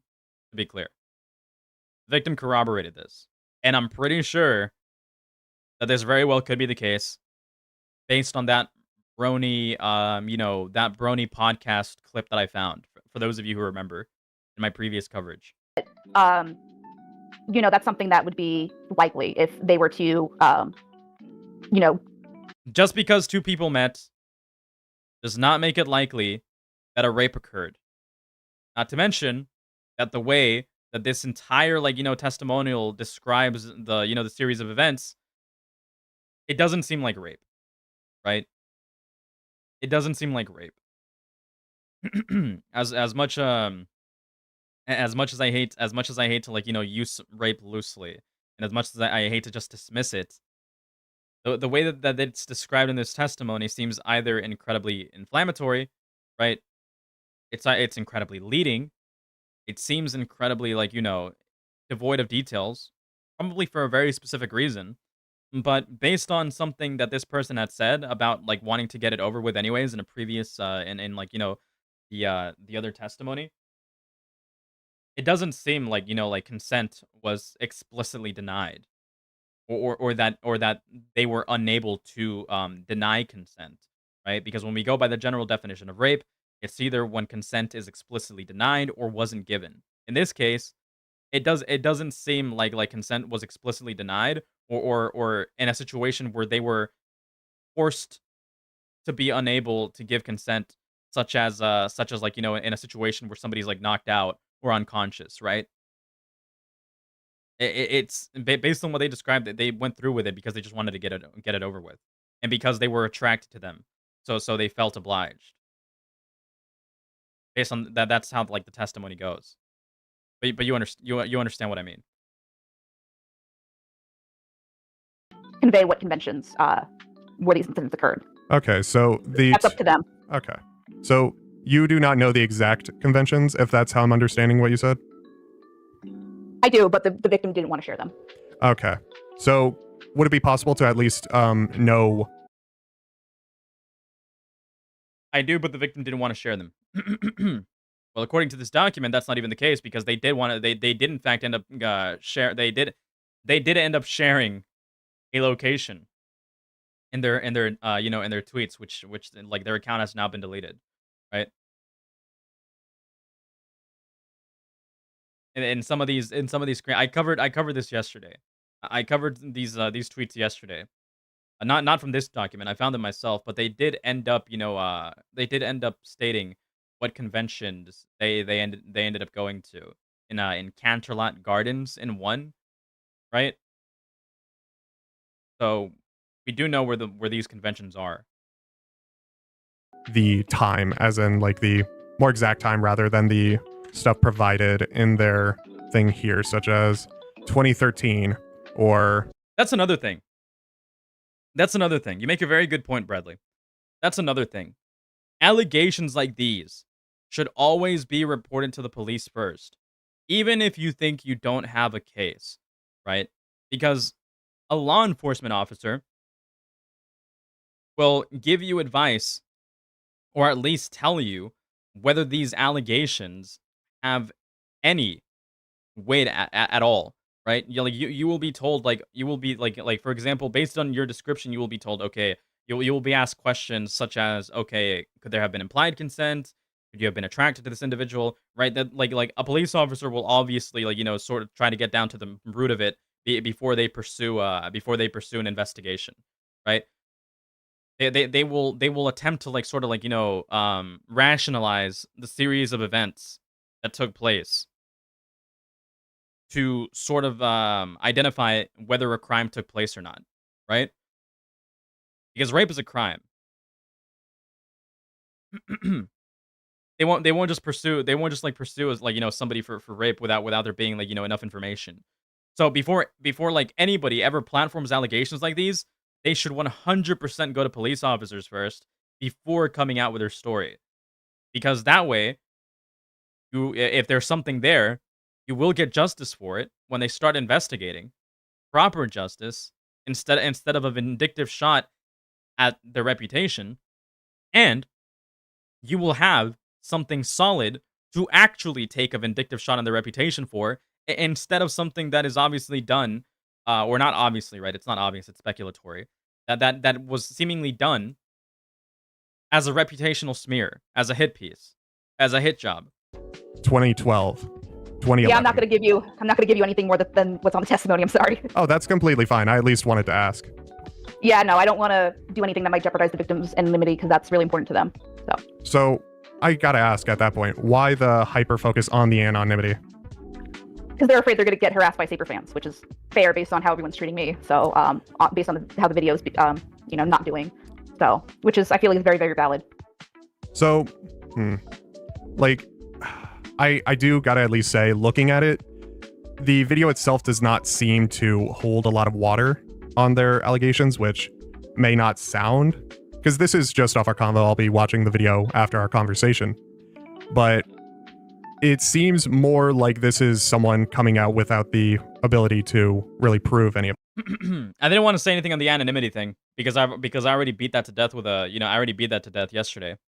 But you can't want to. Okay, look, if you're bringing allegations to the public, about an event that's very public, and then you start giving out details about what events you were present at, what your involvement was in this community, and then this individual starts like giving out information about who you are in this community without actually naming you, you can't want to claim. You can't want, what's it called? You can't hide under the anonymity shield forever. People are going to find out who you are, regardless of what precautions you take, right? This is like having your cake and eat it too sort of situation. You can't expect to remain anonymous forever in a situation like this, because people are going to get down to the bottom of it.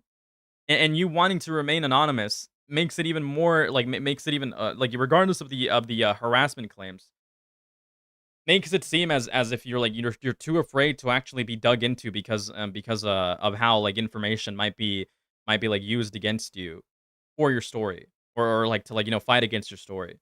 I probably worded that in a very terrible way, but my point is that you can't have your cake, you can't have it both ways. You can't have your cake and eat it too.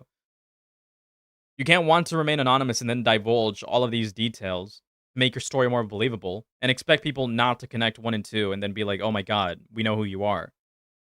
And now we can rationalize your story in a completely different way, in a completely different perspective. But you could say, I mean, you could say it that way. Also, Saber would absolutely it know. happened so long ago. Because it's also but, yeah, that's a fair respect. Go ahead. Because it's also like, hey, Saber could also turn around and sue this person for defamation if there's no Correct. evidence that can hold up in a court of law. It doesn't matter, because they're gonna know who this person was anyways. Law and Correct. and like looking out for the alleged victim and everyone else involved. It doesn't matter.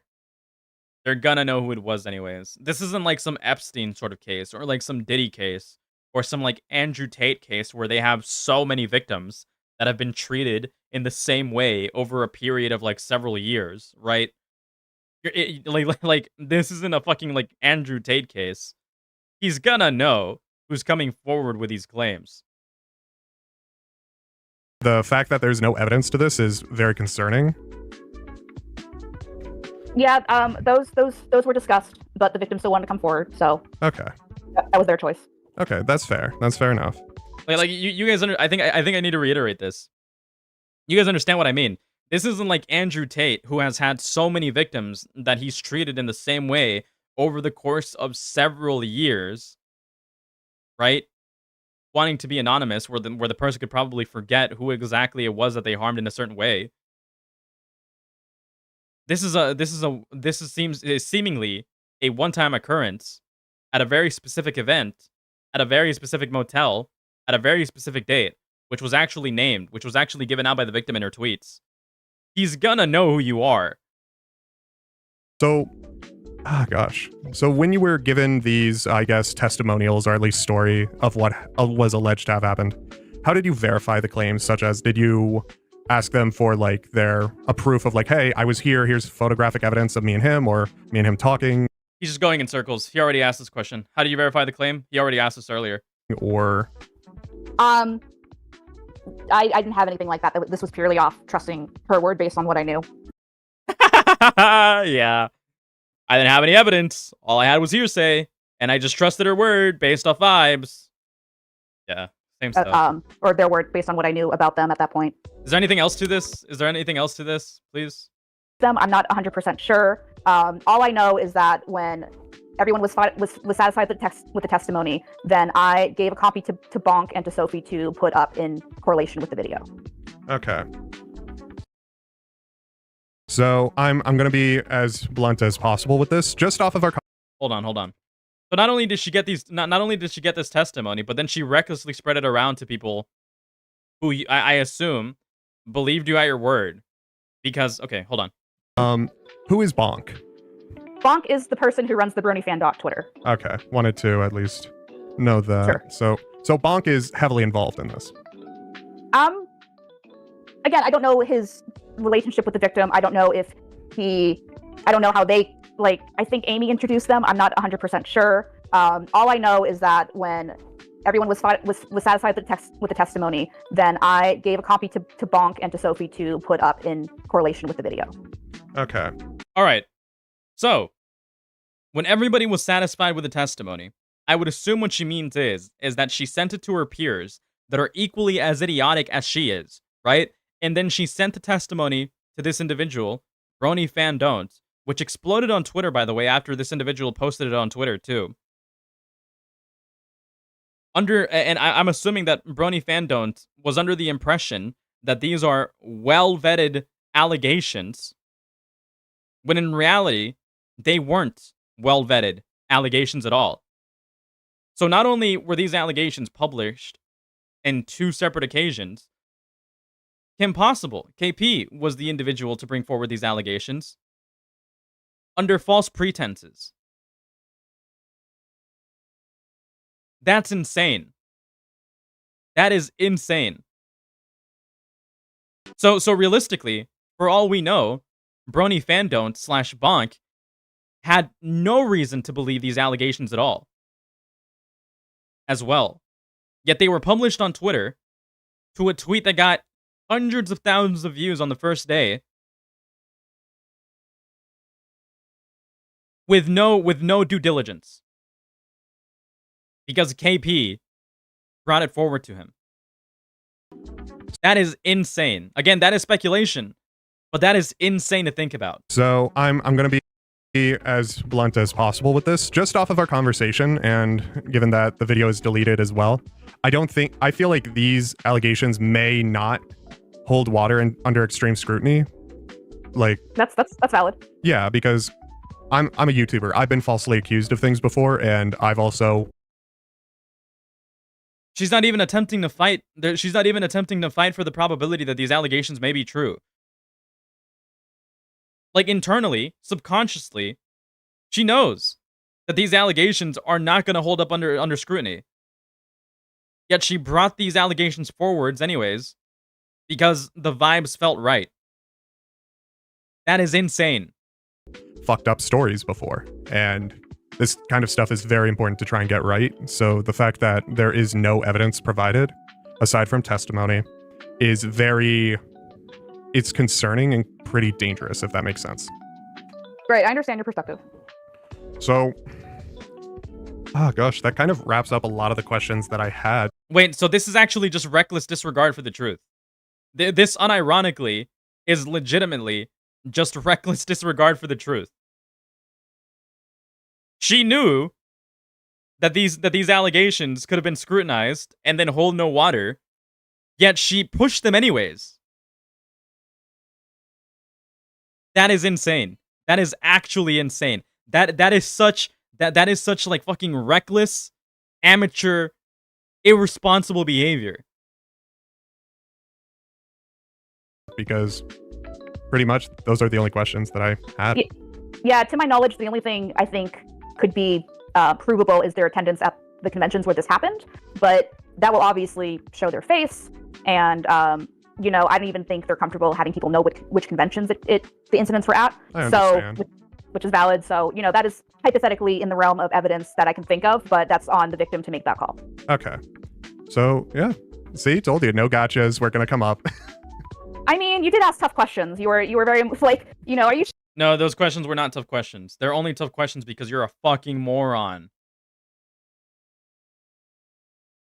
That is insane. That is actually insane. Okay. And we have our part 2. Apparently. That took place last night. Let's see. Hello, hello, hello. This is going to be something very interesting. So, first things first, hi everybody, it's me, Slug. I've been live multiple times today. Oh, wait. Oh, he's going over the document. Disregard then, I don't care. I'm gonna go over the document myself. Alright, we don't need this. Alright, we don't need this. Alright, now on to the document portion, now that we've reconciled all of that. So, somebody recently released a document Somebody released a document compiling all circumstantial evidence to try to point out who this anonymous accuser is, to try to get to the bottom of these allegations to bring more things to light. So here we have SABERSPARK allegations evidence. This doc will start off showing evidence that the allegations against SaberSpark have some credibility to them. Again, that doesn't mean that it is exactly rape. It just means that the allegations themselves are not entirely fabricated, right? They're not 100% fake. It's very difficult to call them. It's very difficult to call the allegations definitive rape. That's not to say that nothing didn't happen. Something probably happened. It probably just isn't as malicious as it is being portrayed. It does not confirm the incidents happened, just that both Saber and the accuser were there at these locations on the date stated. I will then address the alleged victim's own past allegations. This person claims to say, I am 100% sure that I am right. Who knows, though? Because there's so many murky and shady actors in this entire drama.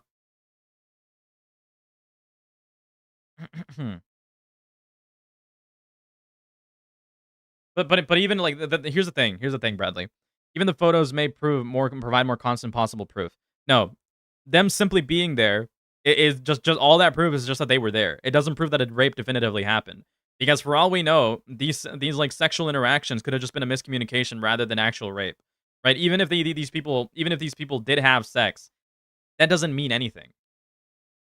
That does not mean anything. It just means that they had sex. It doesn't mean that this person was raped, sexually assaulted, blah, blah, blah, blah, blah. Right? Because rape and sexual assault is a very, very specific thing. And typically, people are falsely accused of rape. People are falsely accused of sexual assault as well under misunderstandings. That happens all the time. That happens very much all the time. But anyways, why them?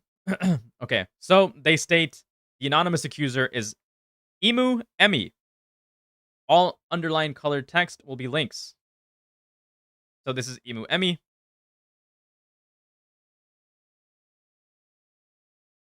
Seems to have been they seem to have been a creator in their own right. Emmy Jones, born December 17, 1993, age 31, better known as online as Emu Emmy, is an American YouTuber and voice actor who is known for her music covers, as well as working on fan projects and doing interviews with people who have worked with Sonic the Hedgehog franchise. She's well known for her Sonic audio fan series, Sonic and Tails R. The series itself has some of the current, as well as old voice actors that voice their respective characters in the Sonic the Hedgehog game media. Examples being Sonic, voiced by Ryan Drummond, Shadow, voiced by Jason Griffith, and okay, whatever. She's a Sonic media creator, to be clear. And let's do some cross analysis real quick. Let's do some cross analysis. Give me one moment.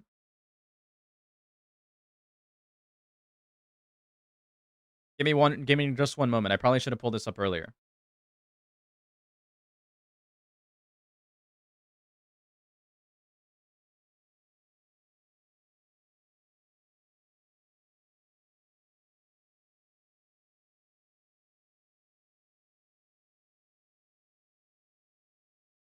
Hold up. Waiting, boys. Hold up. You making noise. Hold up. Here. Let's do some cross analysis. Let's see how close these two people let's see how close these two people look.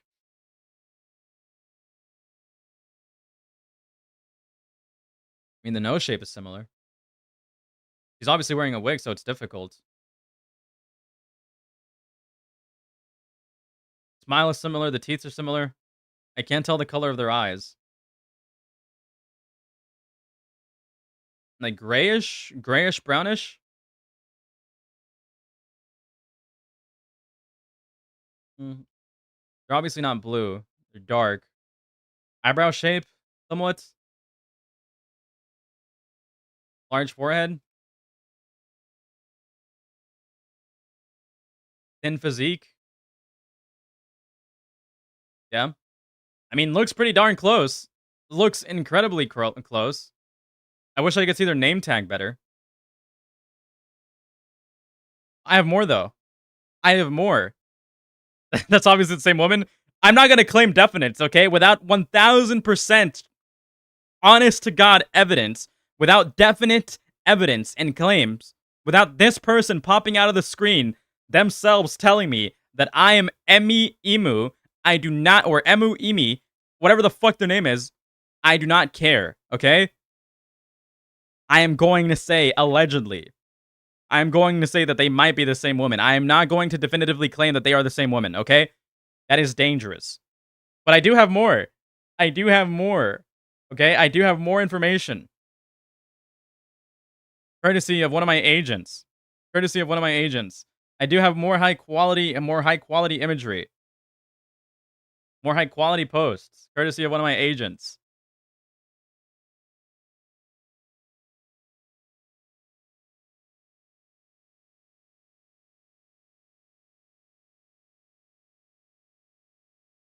It seems like a pretty... Okay. Wearing heels. They're wearing heels. What the fuck is a name tag? What's the name tag?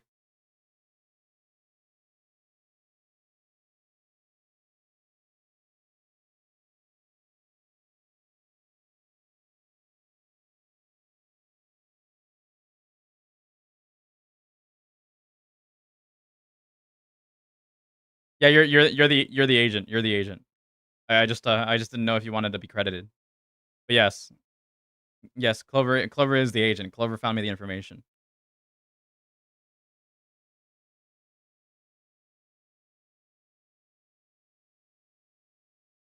God fucking damn it.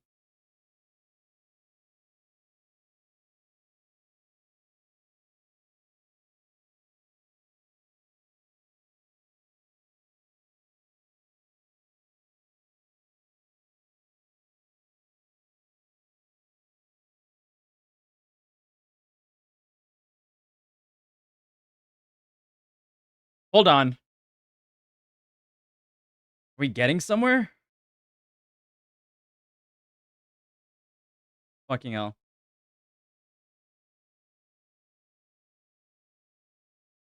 Hold on. Fuck, dude. If that name tag has Emu Emmy or something similar, dude. If that name tag... Come on! I mean, that looks like an E. That looks like an E. That looks like an E. That looks like an E.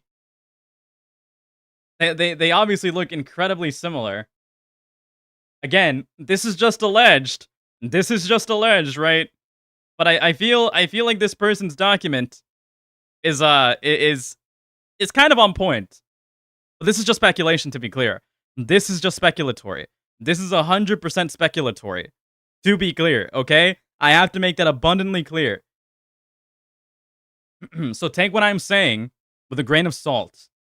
SaberSpark was a frequent con attender in the past. He still attends cons today, but most in the past were brony related. I have the timeline of his visits from around the dates of the incidents, but I will only go over the Canterlot Gardens con and Equestria Los Angeles con, which is where the alleged incidents occurred. Irrelevant. We already know the allegations. We don't have to go through over them again. Canterlot Gardens, the incident location. This con occurred from September 27, 2012 to September 30, 2012 at Strongville, Ohio. September 14. Saber made a response to a deleted post from Emmy at 2:10 a.m. No idea who Emmy's other tweet this day was addressed to, but I assume it was Saber because according to the accuser, they had been talking for a while. It was tweeted at 3:41 p.m.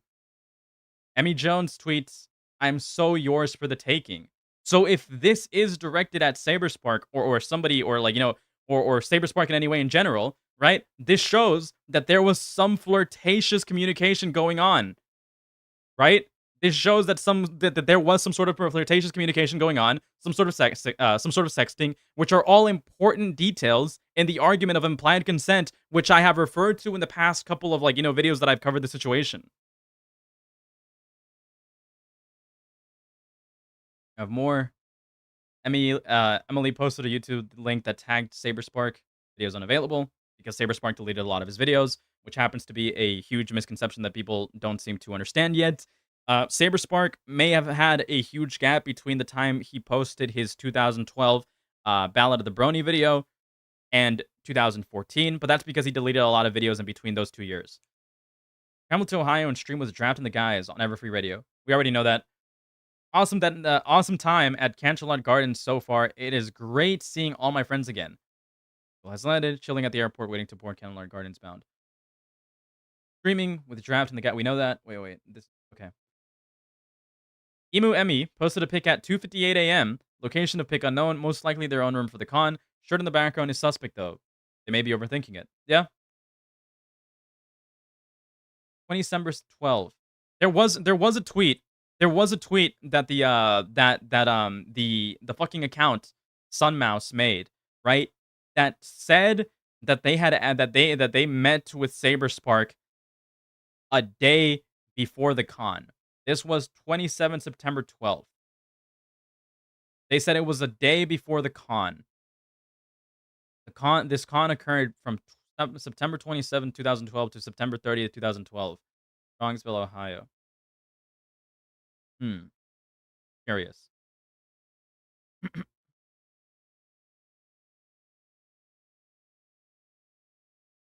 I send you this doc? Yes. Yes, I will send you this doc. I will send you this doc.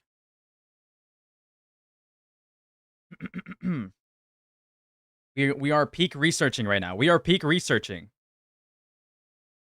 SaberSpark did floor coverage on the con, also hosted his first panel. We know this. I already pulled it up in a previous live stream. This is the day the accuser said the incident happened. SaberSpark publicly interacted with Emu Emmy / Nami Italia on this day, which, by the way, also happens to be right here. Hush now, quiet now. Interesting.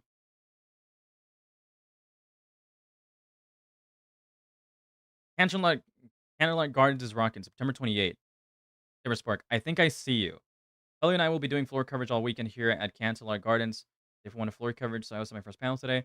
Day 2 of Candlelight Gardens. Paleo. Hold on.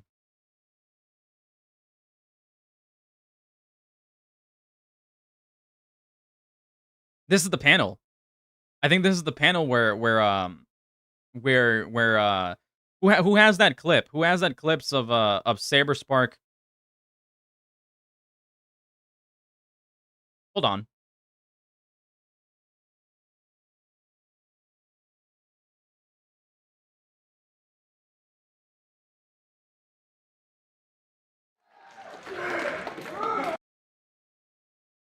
No way.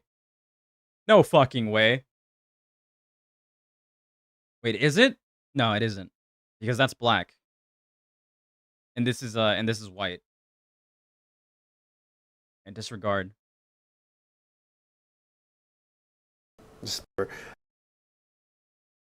Shouldn't be like, I didn't get to meet John Delancey or something like that, or like Rarity is best pony or something like that. Hold on. Okay, so during our interviews, there's a question we asked, whatever. But can I go ahead and say it though? Say what? No, you know what? Maybe I won't. Don't leave him hanging like that. Well, too bad. They're just hunged. Hunged? Oh, there's a picture of Solak running with Mysterious Mare-de-Well. Oh yeah, that was great. That Mare-de-Well costume was awesome. That was awesome. What do you think was the best cosplay? Good question, actually. Oh, let me just let me see if I can find they could also rag on the floor. Let me see if I can find a good picture. Wait. Pause. Let me just let me see if I can find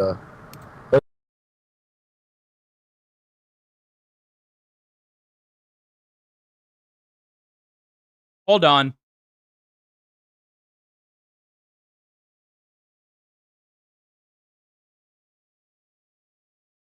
Enhance.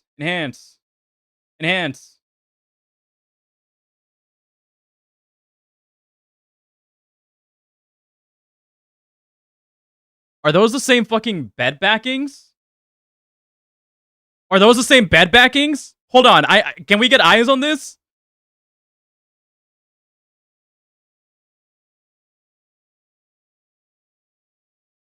Are there ridges? In the fucking bed backings? Hold on.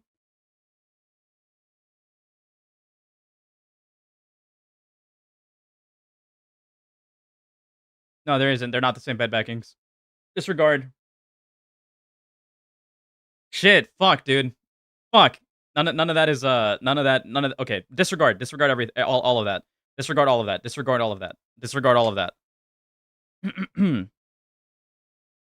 What do I think the odds are? These SaberSpark allegations are all fake. In regards to it being a rape, I don't think it's a rape. The odds of the allegations being definitively fake, I don't think that's the case. Anyways, back to what we do have. So right here, Paleo and I will be doing floor coverage all weekend here at Candlelight Gardens. Bring your smiles and good vibes. So he's doing floor coverage. Okay. Well, let's see this. Because they're talking about... okay, so look.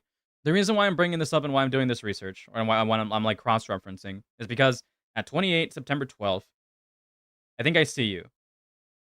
28 September 12th. I want to know the time of these Clover, can you find me these tweets so that I can get a time? Can you find me these? Can you find me these right now? Oh, wait, never mind. On this day from Twitter at 11:35 a.m. So he would have been with Paleo. And they would have seen each other.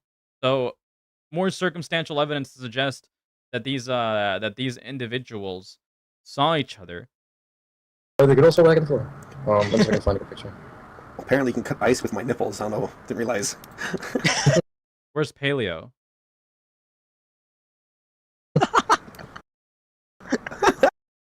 Apparently you can cut ice with my nipples. I don't know. Didn't realize.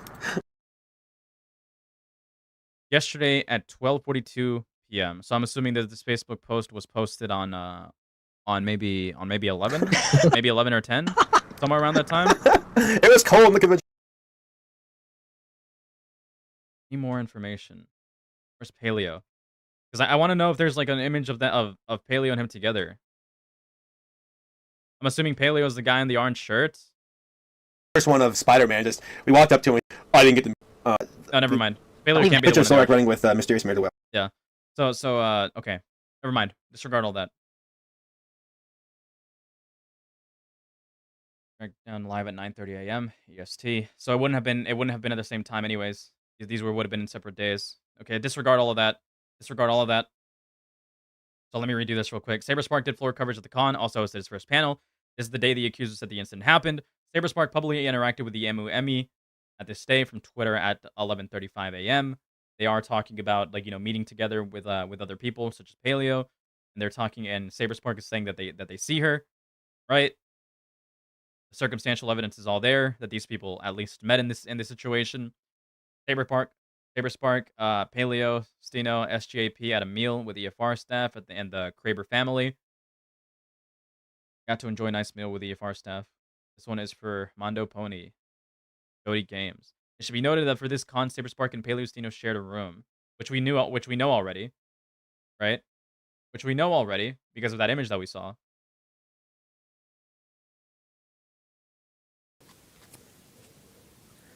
Well, he's got a bow tie, but try a promo.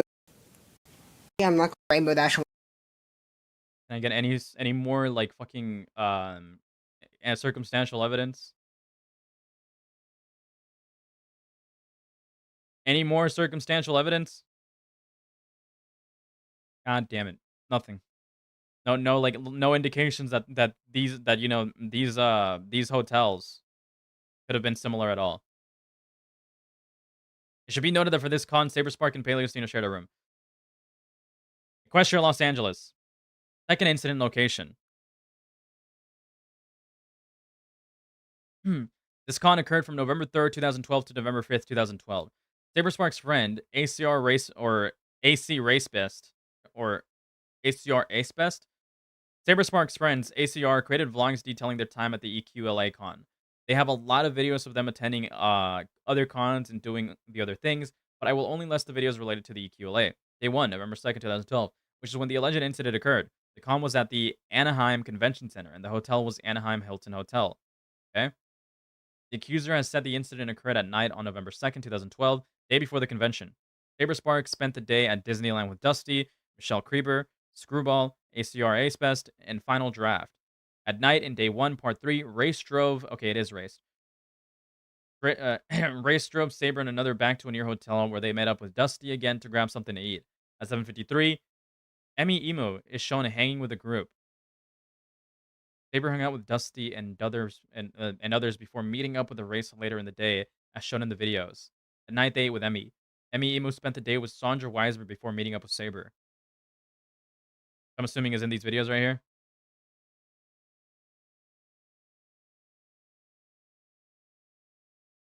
As well. He does. Yeah. I don't even know what. Well. Well,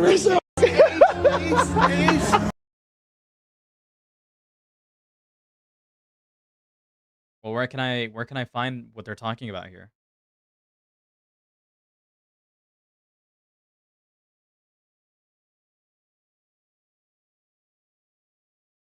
That's literally what I just watched. Fuck, dude. I'm slowing down.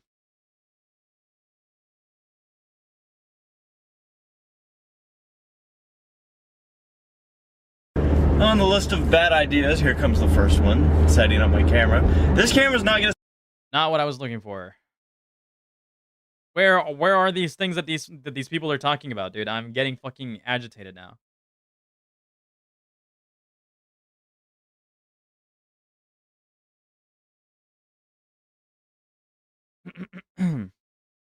This document is interesting. Can the fucking video play? Can the fucking video play? Oh my god. I guess the fucking video can't fucking play. What's the fucking problem?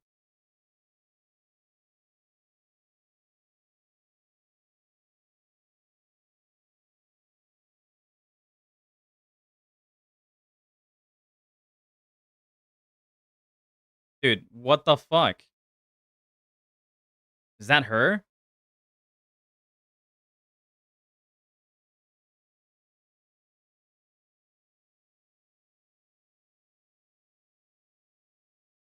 There's no fucking way, dude.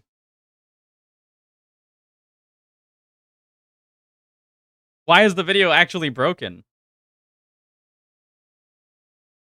Fuck this shit. I'm putting it in another tab. I'm putting it in another browser. I'm putting it in another browser, and I'm gonna take a screenshot if it plays. Playing.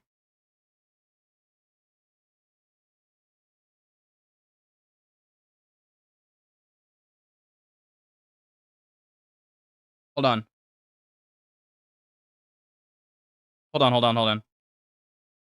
I'm watching this in another tab. Is it gonna play now? Oh, yes, yeah. Alright, fuck.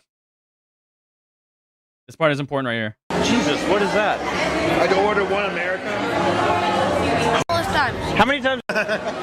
So you're like the guide then. All the Democrats. So you're like the guide then. Maybe countless times. How many times have you been here? Because we know it's Andy's first time, baby. Welcome. Yeah, welcome to my home. Thank you so much. Do they say her name? And then, yeah, now we all have sustenance. Yes. Ice cream. Ice cream. And, Why is it so big? This is America, It's man.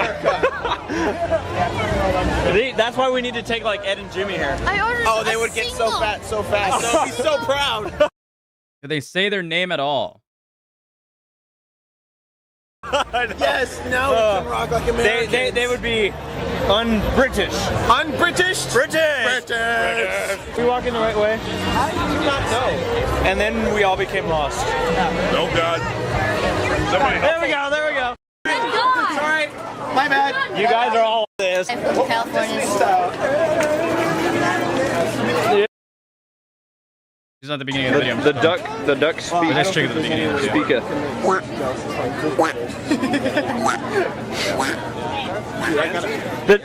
The talent is just overwhelming.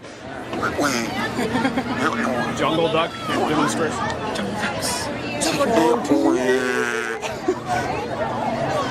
That's why she's the voice actress. No, right. Oh! That kind of. That's why she's the voice actress. That's her. That's actually her. That is her. That's why she's the voice actress. That is actually her. That's the evidence right there. That's why she's the voice actress. Okay, so that is her. Talent. It's not. It's so true. She's a boring. Oh my gosh. Can we get a fucking clean frame of her? It's so true. She's a boring. Because I'm trying to cross-analyze with this over here. So that is her. I'm trying to cross-analyze with this. I mean, it's close.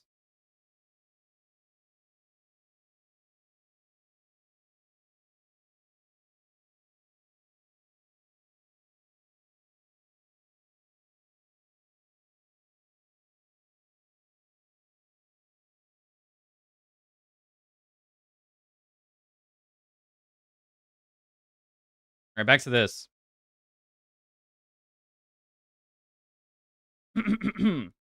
So we have more tweets here. Awesome day at Everfree Radio at Disneyland because they all went to Disneyland together.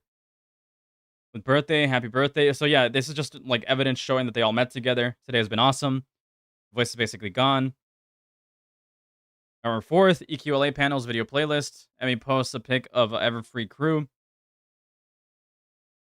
Yeah, because they met together.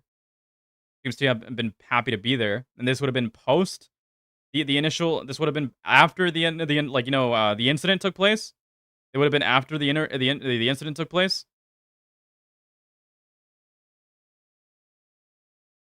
Earliest interaction between Saber and Emmy. So these guys were like keeping contact all throughout this year as well. And then in 2010, in 2012, December 10th, confidence level dropping.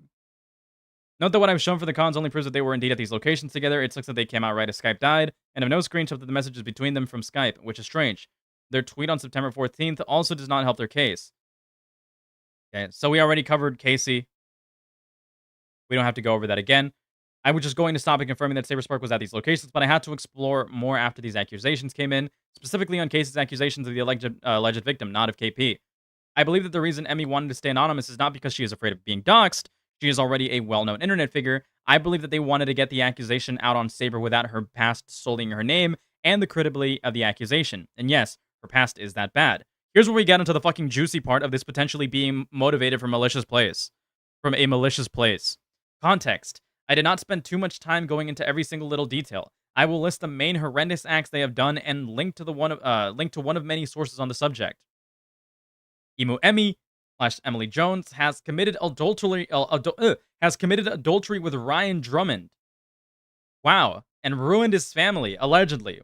Not too sure how true that is. Lied about her mental health to her fans and made a GoFundMe for himself, which usually always occurred while she was on vacation.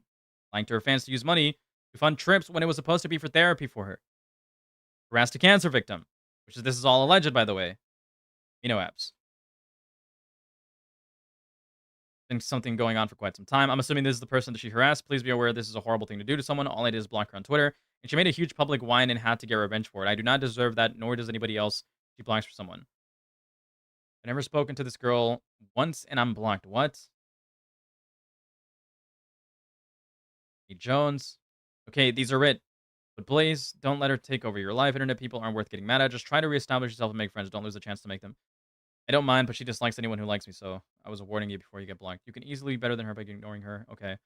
I want to inform you all that this kind of behavior is not okay. Bringing my daughter in a personal post. She has a daughter? Will not be tolerated? Due to this situation, I had to contact the police and track the IP. After tracking it, the messages were from Lizzie herself. Lying to you. Okay. Ryan stopped talking to you because he felt uncomfortable towards you. The voice clips escalated to wanting him to make love to you. That's the side Emmy told me. If this is true, it's a bit too far. Ryan spoke to me. He denied everything before. Okay, so this is just information to all of that. I see. This is information to all of that. Don't care. So this has caused me more anxiety. All right. Inform you all this kind of behavior is not okay. Jones.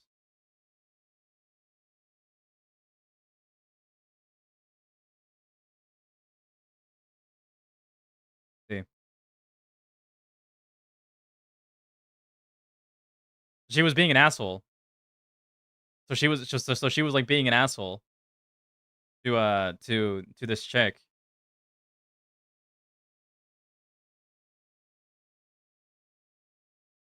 Wow. Back in 2017, interesting. Too long ago. Stolen artist's work, Spark's channel, profited off that work, gave no payment to them, almost caused him to end it all. Again, alleged.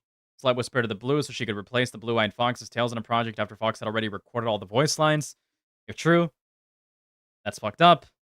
But again, this is only alleged. Purposely used her loyalist fans to harass and sabotage people she has issues with, even attacked one of her own because she didn't want them reviewing a certain Dr. Phil episode. And that's not even halfway into the video link below. Give it a watch if you want to know more. I did not look into I Like Impossible Lot's allegation about making a false rape claim, but if you want to, feel free to do so. The Queen Phil, okay. Don't care, but we could probably look this at a later date. Would.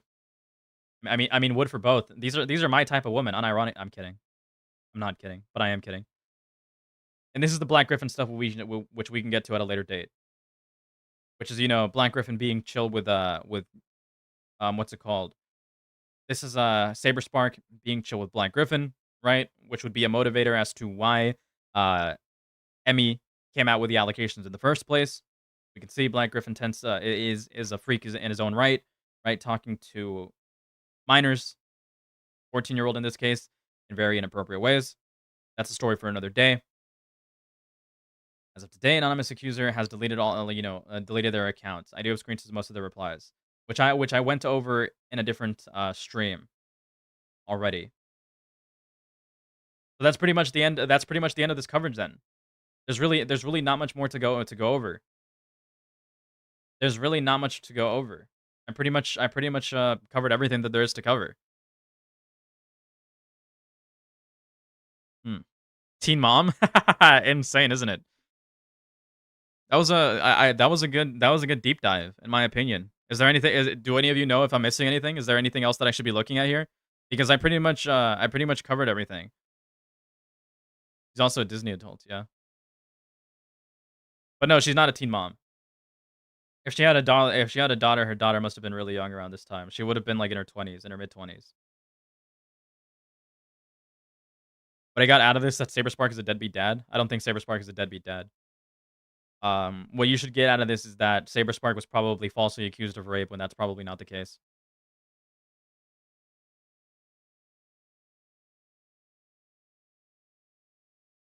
What did he even do? What did who even do? Saber Spark or Black Griffin? What am I missing, Bradley? What specifically am I missing? Because I already went over the tweets. I already reconciled all that. I already talked about all that. Unless you have something else, or unless something here, something in YouTube drama has evolved, because it appears that I pretty much got everything. Yeah, I'm pretty sure that I'm pretty sure that I covered everything that there is to cover in regards to the to the Saber Spark stuff.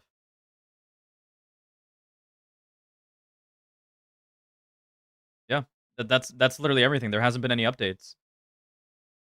Unless the document has been, edited since there's more information. Oh. It seems like I went over everything.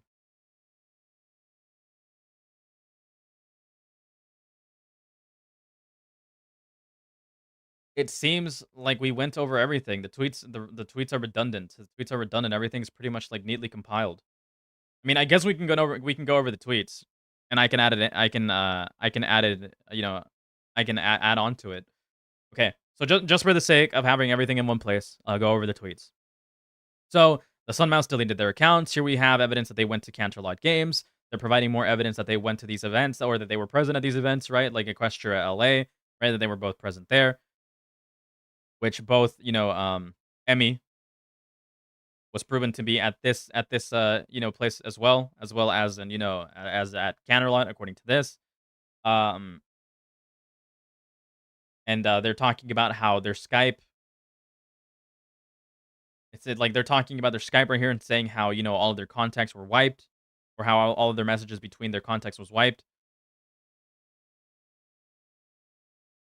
Last day or so has been really triggering, honestly. It didn't even really hit me to come forward because I have always maintained quiet and felt I should never cause a problem by saying something. But when venting privately, I was encouraged to come forward. Again, this is also incredibly important because who knows how this person was encouraged, or what type of, communications or leading questions were asked, or leading implications were made during this conversation, because it's entirely possible that for the longest time she would have just she could have just felt uncomfortable about an encounter,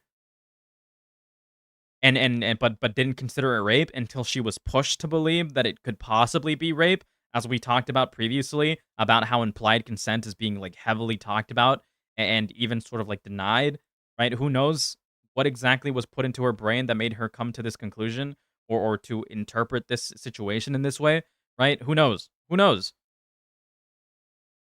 I should have assumed people would assume it's fake, or for some, I should have assumed people would assume it's fake or for some to blame me.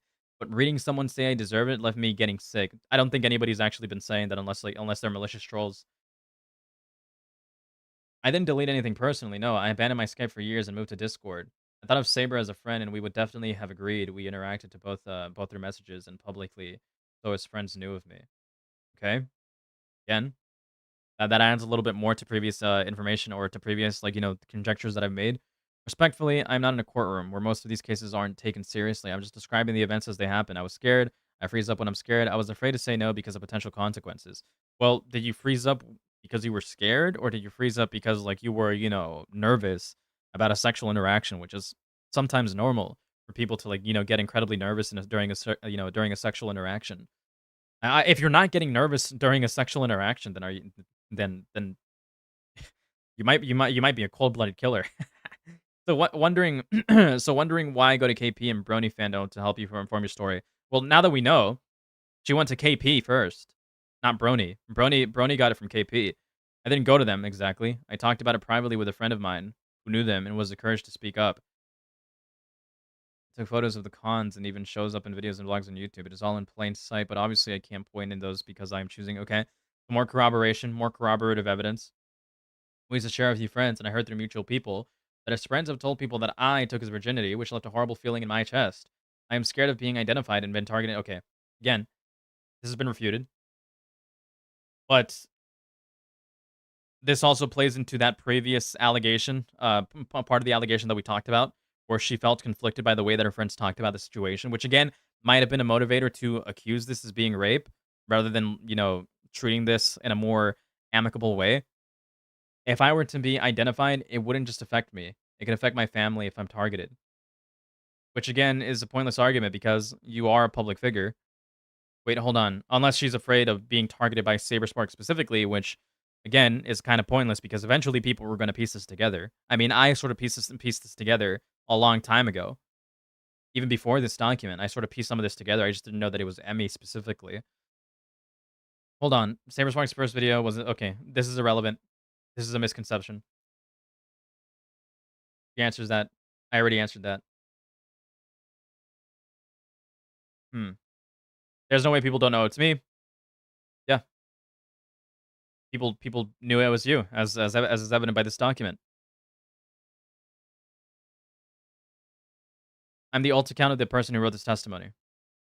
I didn't willingly make out with him. Where does it say that? We already went over this. We don't have to go over that again.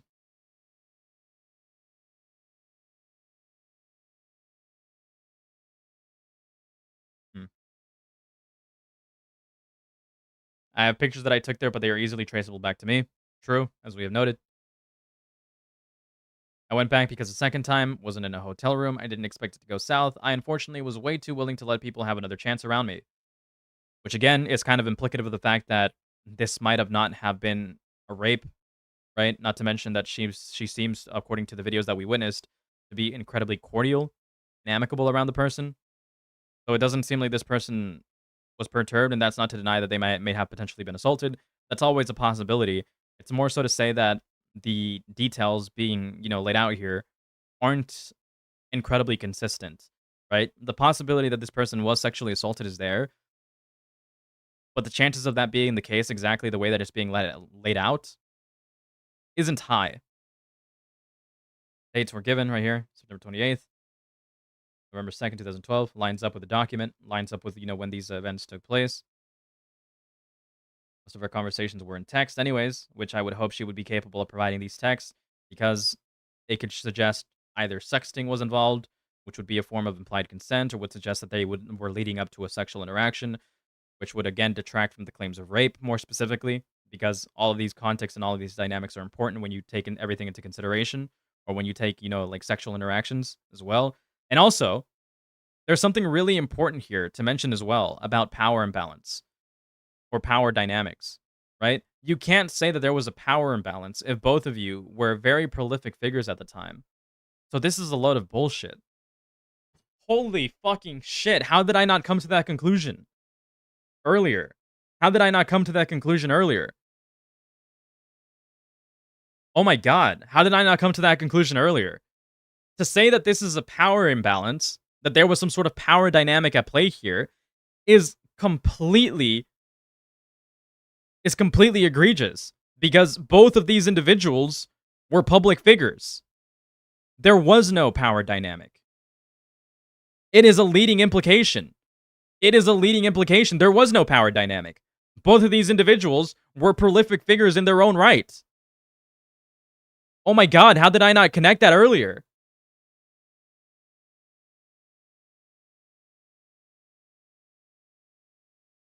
So there could not have been a power imbalance, as is claimed in the testimony, because both of these individuals were prolific in their own right. This story is completely like falling apart. This story just completely fell apart. So my final conclusion on this is that it was more than likely not a rape. It was more than likely just a terrible miscommunication where she felt where she was incredibly uncomfortable with the interaction after the fact, but that is not indicative of a rape. Feeling regretful, feeling uncomfortable is not the same as rape. Do I feel bad for this person? Yes, but the way that this story was handled seems like a shot at this person's reputation. It seems like a shot at SABERSPARK's reputation, and it seems incredibly messy all around. So, if something did occur here, and people are being incredibly skeptical of it, and it is incredibly difficult to believe, it's probably because the way that it was handled, both by the victim and by the people that retold this story out in public, did a horrible job at laying out this testimony or this allegation. That's the conclusion. That is the conclusion. and I guess that's like the end of this segment. I guess that's the end of this. Going over everything now.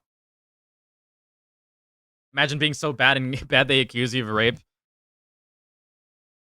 That sucks, dude. Okay. Well, that's pretty much all I got for today. I wasn't really planning on going over everything more. I don't have anything else lined up. So that's that. I hope you guys enjoyed. But holy crap, dude. That was a huge turning point in this story. That's a huge turning point in this story. How did I not notice that earlier? Okay. Thank you guys for tuning in. Appreciate all of you. Thank you all for being here. We got down to the bottom of this. I feel like this was some really, really good coverage once again, right? Connecting everything together, reconciling it all in one place, making sure that everything is concrete, properly explained. So yeah. QQ. I'll give you a quick rundown before I end stream. So, my previous theories were correct. This individual who is alleging rape on SABERSPARK is a public figure in their own right. Okay? Kim Possible talked to this individual according to like her own interview that you sent me. She claims what's it called? So the reason why it's important that this person is a public figure is because the argument of power dynamics at play here is completely bunk now. It's completely gone, right? Out of the water. It doesn't make any sense. There's no way that there could be a power dynamic here because both of these people are prolific in their own right, right? She can't even claim to have been like this, incredibly starstruck fan. They were operating within similar circles. So that was bullshit. That was bullshit, right? So my theory of like leading implications and leading statements, right, to like make this seem a lot more impactful is more on the money than previously thought. Not to mention KP completely pushed these allegations forward based on nothing but vibes, right? They had no evidence. Like the reason why they push these allegations is because a rape sounds like something that SABERSPARK would do. So we're going to push these allegations. So these allegations were worse, were handled worse than previously assumed. And also, what else was like the big point? What else was the big point at hand here? What else was the big point?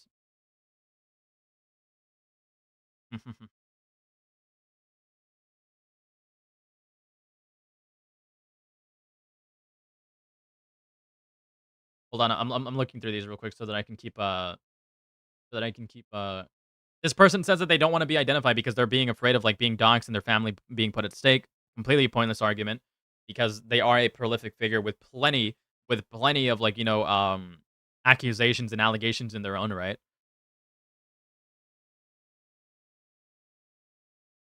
Oh, and they also seem to have had amicable interaction, so the dynamics of it being rape just don't line up exactly, etc., etc., etc. But essentially, my conclusion is that these allegations are bunk, and the way that it was pushed was obviously botched. It is unlikely that this person was raped. It is more than likely that these people just had like a very unfortunate, poor sexual interaction. But that's pretty much that. Will SaberSpark make a statement? Unlikely. Well, I hope that was a sufficient recap for you, QQ. I hope that was a sufficient recap for you. But yeah, based on all the information that I've compiled, that I've pieced together, and everything that I've like done my own research on, and that I've like gathered and connected the dots on, it is highly unlikely that a rape took place here. The implication of power dynamic is a terrible implication that doesn't make any sense because both of these people are were prolific in their own right. They were both public figures. Also this that's the biggest point. There's another big point that I need to touch on real quick. This person says that they were encouraged to come forward, right? Which is a very important thing to like note here because based on who encouraged them, how they were encouraged, what type of dynamics took place there, what type of language took place there, she could have been led to believe, right? Emmy could have been led to believe that this will be good because we'll be putting another potential predator in the water for associating with Griffin, right? There could be dynamics at play there like that, like, for associating with Black Griffin. Saber Spark might be malicious, so now we need to accuse him of rape. Or she could have been led to believe that she was actually raped, when for the longest time she probably would have just been regretting the sexual interaction because she didn't like it, or for any other multitude of reasons, right? But that thing about being encouraged to come forward is an incredibly important detail because all sorts of implications, communications, or leading statements could have been made, right? She could have all like her like thought process on her interactions with SaberSpark could have very much have been skewed depending on who talked to them or how they were encouraged, right? It could have been definitely been like a form of witness tampering. But you know what I mean. You know what I mean. What if she was trying to steal what if she was steal fame from the DA game situation? That's not a proper that's not proper here. That's not proper to apply. She obviously wanted to maintain silent. It's entirely possible, and here's my headcanon. It's entirely possible that the motivations for this were that this person had heard some concerning things about SaberSpark.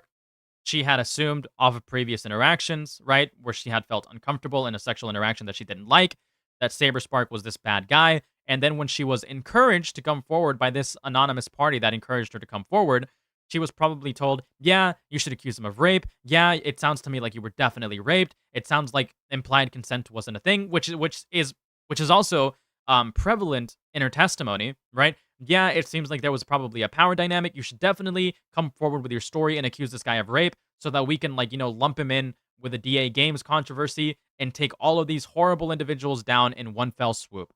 Right? That could have been like the entire methodology or the entire plot behind these allegations in the first place.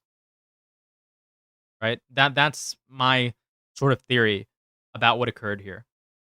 That's my theory about what could have occurred here based on everything that we've seen. But yeah, besides that, I don't think there's anything else here. Besides all that, I don't think there's anybody else here. Should SaberSpark respond? I don't think he should respond. Will he? More than likely. That's my truth acorn. That is my truth acorn. That's my meme, by the way, that Marcus stole from me. Fuck you. I hope that's like a good enough that's a good analysis of the situation.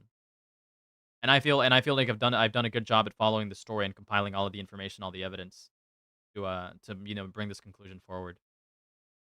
But that's it. Yuki, are you still there, dude? Are you still there? Was that a good wrap up to the fucking everything? I'm awaiting your opinion before I end stream. Okay, cool. Great parry after. We'll see.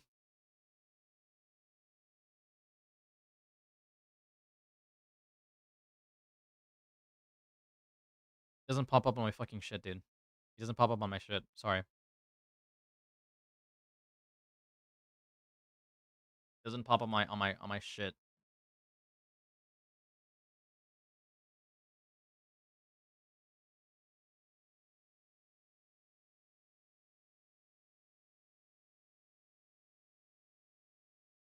He's not popping up.